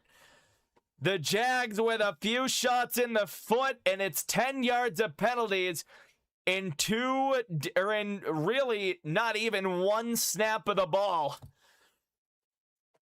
Wow. The illegal shift into a false start. They've backed themselves up 10 yards. They would have had the conversion if it weren't for the shift, and we wouldn't be talking about this. But now it's going to be 3rd and 11 from the Indy 48. Oh, boy. Lawrence in the gun again. It's a 2x2 set, 11 personnel, play clock to 3. They finally snap it without a penalty. Colts bring 5. Lawrence heaves it left side, and it's a diving grab by Jakobi Meyers, but he's going to be short about a yard. And that's going to run it to the 2-minute warning. Jaguars are going to have an interesting decision to make. Kenny Moore with an outstretched hand just can't get it in to break it up. Jakobi Meyers with a hell of a catch. And we are now down to the 2-minute warning. After all the shenanigans, we'll see what Liam Cohen wants to do on 4th and 1 when we get back. Oh boy, almost up to 20 likes. You guys are great. Let's see if we can get all the way there. Let's go look at all of the scores. The Steelers have lost to Cleveland 6-13, and it will force an AFC North winner take all ball game. Oh boy. Next week, winner take all for the AFC North. Meanwhile, Tampa, I think, got to try an onside kick here. They got a touchdown to bring it to 3. Either way, it's going to be winner take all for the South next week. Either you got a 7-9 and 8-8 team going in, or you got 2 8-8 teams coming into this if Tampa finds a way to dig this out of the mud. No, actually the Dolphins have the ball. Never mind. Google wouldn't show me who had the ball. Pats and Jets game is over. Pats get that one 42-10, so they keep pace with the Broncos in the AFC race for the 1 seed. Jaguars, they're going to have it 4th and 1. If they win, they can get themselves with an outside shot for the 1 seed in the AFC as well and drop the Broncos all the way to 3, potentially. The Saints have taken the lead in Tennessee as well. It's an 8-point game, and the Titans now chasing 8, 2nd and 10 at the New Orleans 37. Tyler Shuck with 2 touchdown passes, only 3 incompletions. He's thrown for 333 yards there. Goodness gracious. And then over in Carolina, 27-10 is your final score. Seattle moves to 13 wins. Not a great day from Sam Darnold, but an even worse day from Bryce Young. Goodness. Should give this guy a like. Been doing pretty good with play-by-play and updates. Appreciate that, man. Appreciate that, Kurt. It's been a hell of a stream, man. We've been having a good ass time here. Appreciate each and every one of you dropping by. Play-by-play is my home, man, and despite the fact that my voice is completely dead, this is game number 3 that we've done in 4 freaking days. Man, we've been killing it this weekend. Appreciate each and every one of you that have shown out for whatever stream you jumped into. And here we go. We're back from the 2-minute warning, and it's decision time for Liam Cohen. Do you take your field goal, make it a 6-point game, or do you go for it? The offense is lined up to go for it. Indy only has 2 timeouts. It is going to be 4th and less than a yard. They send Strange in motion. Lawrence goes from the gun to under center. They send Myers in motion to the left side. Lawrence makes a change at the line. Play clock down to 10. Will they snap it? Lawrence is trying a hard count, and I don't think he's going to get it. Going to back up into the gun. Play clock down to 2. And they're not going to get it off. I think they're going to take the delay of game there. We might see him punt unless they took a timeout to stay in Cam Little's field goal range. That's exactly what they do. So they're going to try Cam Little, I imagine, from downtown. 4th and 1. They were trying to draw the Colts off sides. They didn't get it. They swapped formation about 5 different times. Just in that one stretch, we hit our 20-like goal. You guys are the best. Absolutely. Cam Little remains on the sideline. The Jags are keeping the offense out after burning their final timeout. They wanted to see if they get a freebie there, and they don't. Rivers watching on the sideline. Colts only have 2 timeouts. Jags trying to salt this away. 4th and 1. Here we go. DJ Dallas lines up in the backfield. Now he's going to motion out as a receiver. Backfield's empty. Lawrence under center. They've got him spread out a little bit here. They're still trying. Now they snap it. Lawrence with a first down. They snap it at the final millisecond of the play clock. And Trevor Lawrence sneaks it. Succeeds where they failed earlier. And now they can end it pretty convincingly. Oh boy, Indianapolis takes their second timeout. with 1:55 to go. The Jaguars with a big 4th and 1 conversion. We get and again we get that second Indianapolis timeout. Oh boy. Jags can do whatever they want. One timeout left for the Colts. A first down ends the game. Jacksonville 1st and 10. Jacksonville would have their first 12-plus win season since 2017 when Blake Bortles was their quarterback and they made an AFC title game run. And they're a minute 55 away from just that. Lawrence under center. It's a heavier package now. 13 personnel. They hand it off to ETN. ETN barrels forward for about 4 or 5. It's going to make second down pretty favorable for him here. 1:51 in the game, and the Colts take their final timeout. Meanwhile, the final update from Cleveland. They hang on. Cleveland forces an AFC North winner-take-all battle in the final week of the season. Oh boy. Gonna be drama next week. AFC 1 seed is up for grabs still. Gonna have a 12-win team and 2 13-win teams next week. Jaguars are a first down from salting this thing away and signing their name on a 12th win. Lawrence gonna come out under center, 2nd and 5. Colts are out of timeouts. Myers goes in motion, then resets in a stack. Now he's going to get set up more at a tight end spot. Play clock almost hit 0. They hand it off to ETN going right. He's going to get wrapped up at the 30. Gain maybe 2. We'll see where they spot him. Potentially it's going to set up 3rd down. Indianapolis has no way to stop the clock. It's going to keep ticking. Jags don't have to snap it until a minute 5. It's going to make it 3rd and 4 here for the Jags. The Colts defense down to their final chance to get anything done and maybe get the ball back with about 30 seconds, down 6.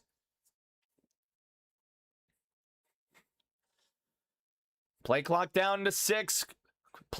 Game clock to 109 now. Lawrence under center. They motion Washington. Lawrence hands it off to Washington. End around, and he's going to get dragged down.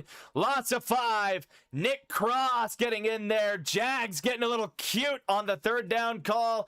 And they get less than nothing. It's a loss of 5 on the end around. Back to the 35. Jags are going to bring out Cam Little more than likely to make this a 6-point game. 4th and 9, and it will be Cam Little as the clock continues to tick. 35 seconds and counting down. Jags getting set up for a long field goal. It's going to be from 50 plus. This will be a 53-yard attempt. Play clock down to 3. They snap it. The kick is up. And Cam Little is good. 23-17 with 18 seconds left from downtown for Cam Little. Knocks it through with his back foot on the logo, on the very edge of the logo. Just sneaks it into the left upright. If that's from any further, it's doinking. Instead, Indy is now chasing 6 with 18 seconds to go and no timeouts. Now would be a great time for Ashton Dulin to break one for the Colts. That might be the only spark they potentially get. 18 seconds, no way to stop the clock. Riley Leonard warming up on the sideline. He's getting some throws in, I guess. Might see him take the last couple of snaps of the game here. Young Riley Leonard, 5th round rookie out of Notre Dame. Philip Rivers may be done for the day. So here we go. Cam Little getting set to boot this thing away.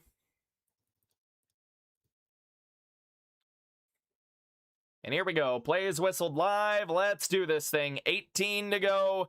Little boots it away in the direction of Ashton Dulin, and that is going to go out of the end zone. I kid, it was towards Alec Pierce.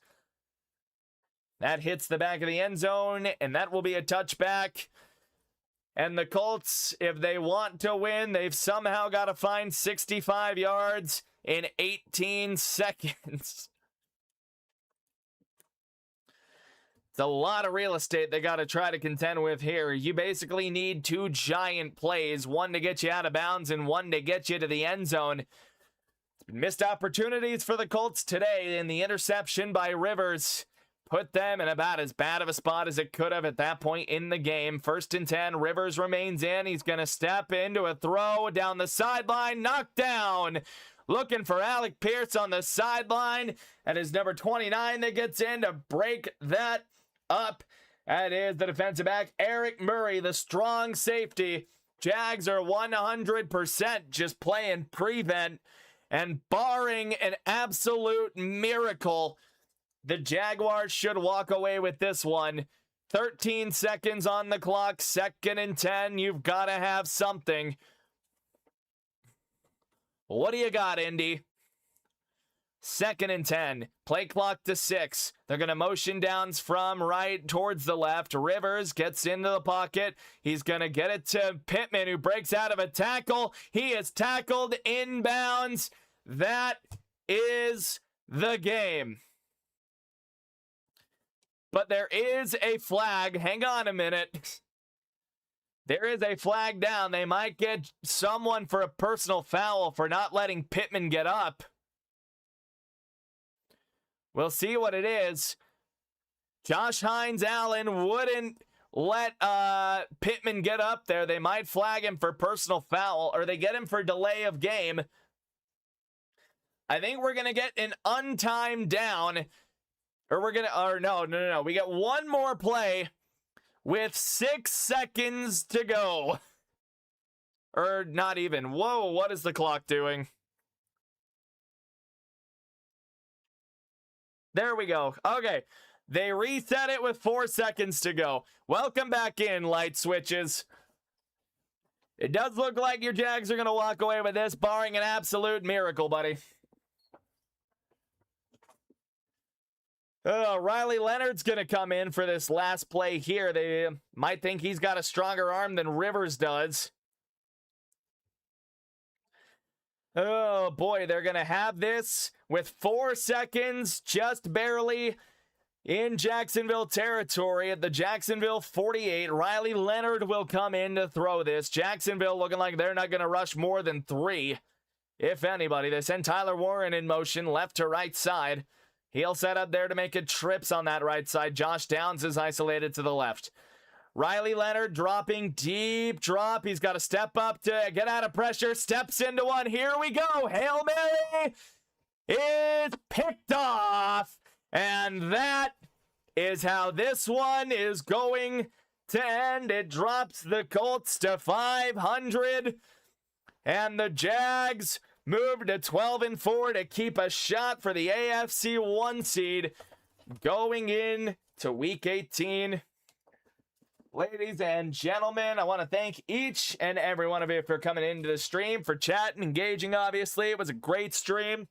I'd like to give a big thanks to the best crew in the world, the best mods in the world, the best graphics guy in the world, Ender. Appreciate each and every one of you that came in, but that is going to do it for the stream today. We'll see you guys next week. Broncos, Chargers.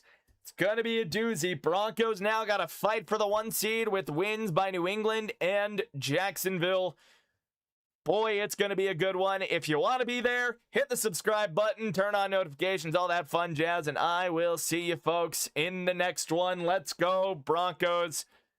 And yeah, we're out of here. Thanks again. Another great, I appreciate it, RY. Appreciate it, dude. We'll catch you guys next time.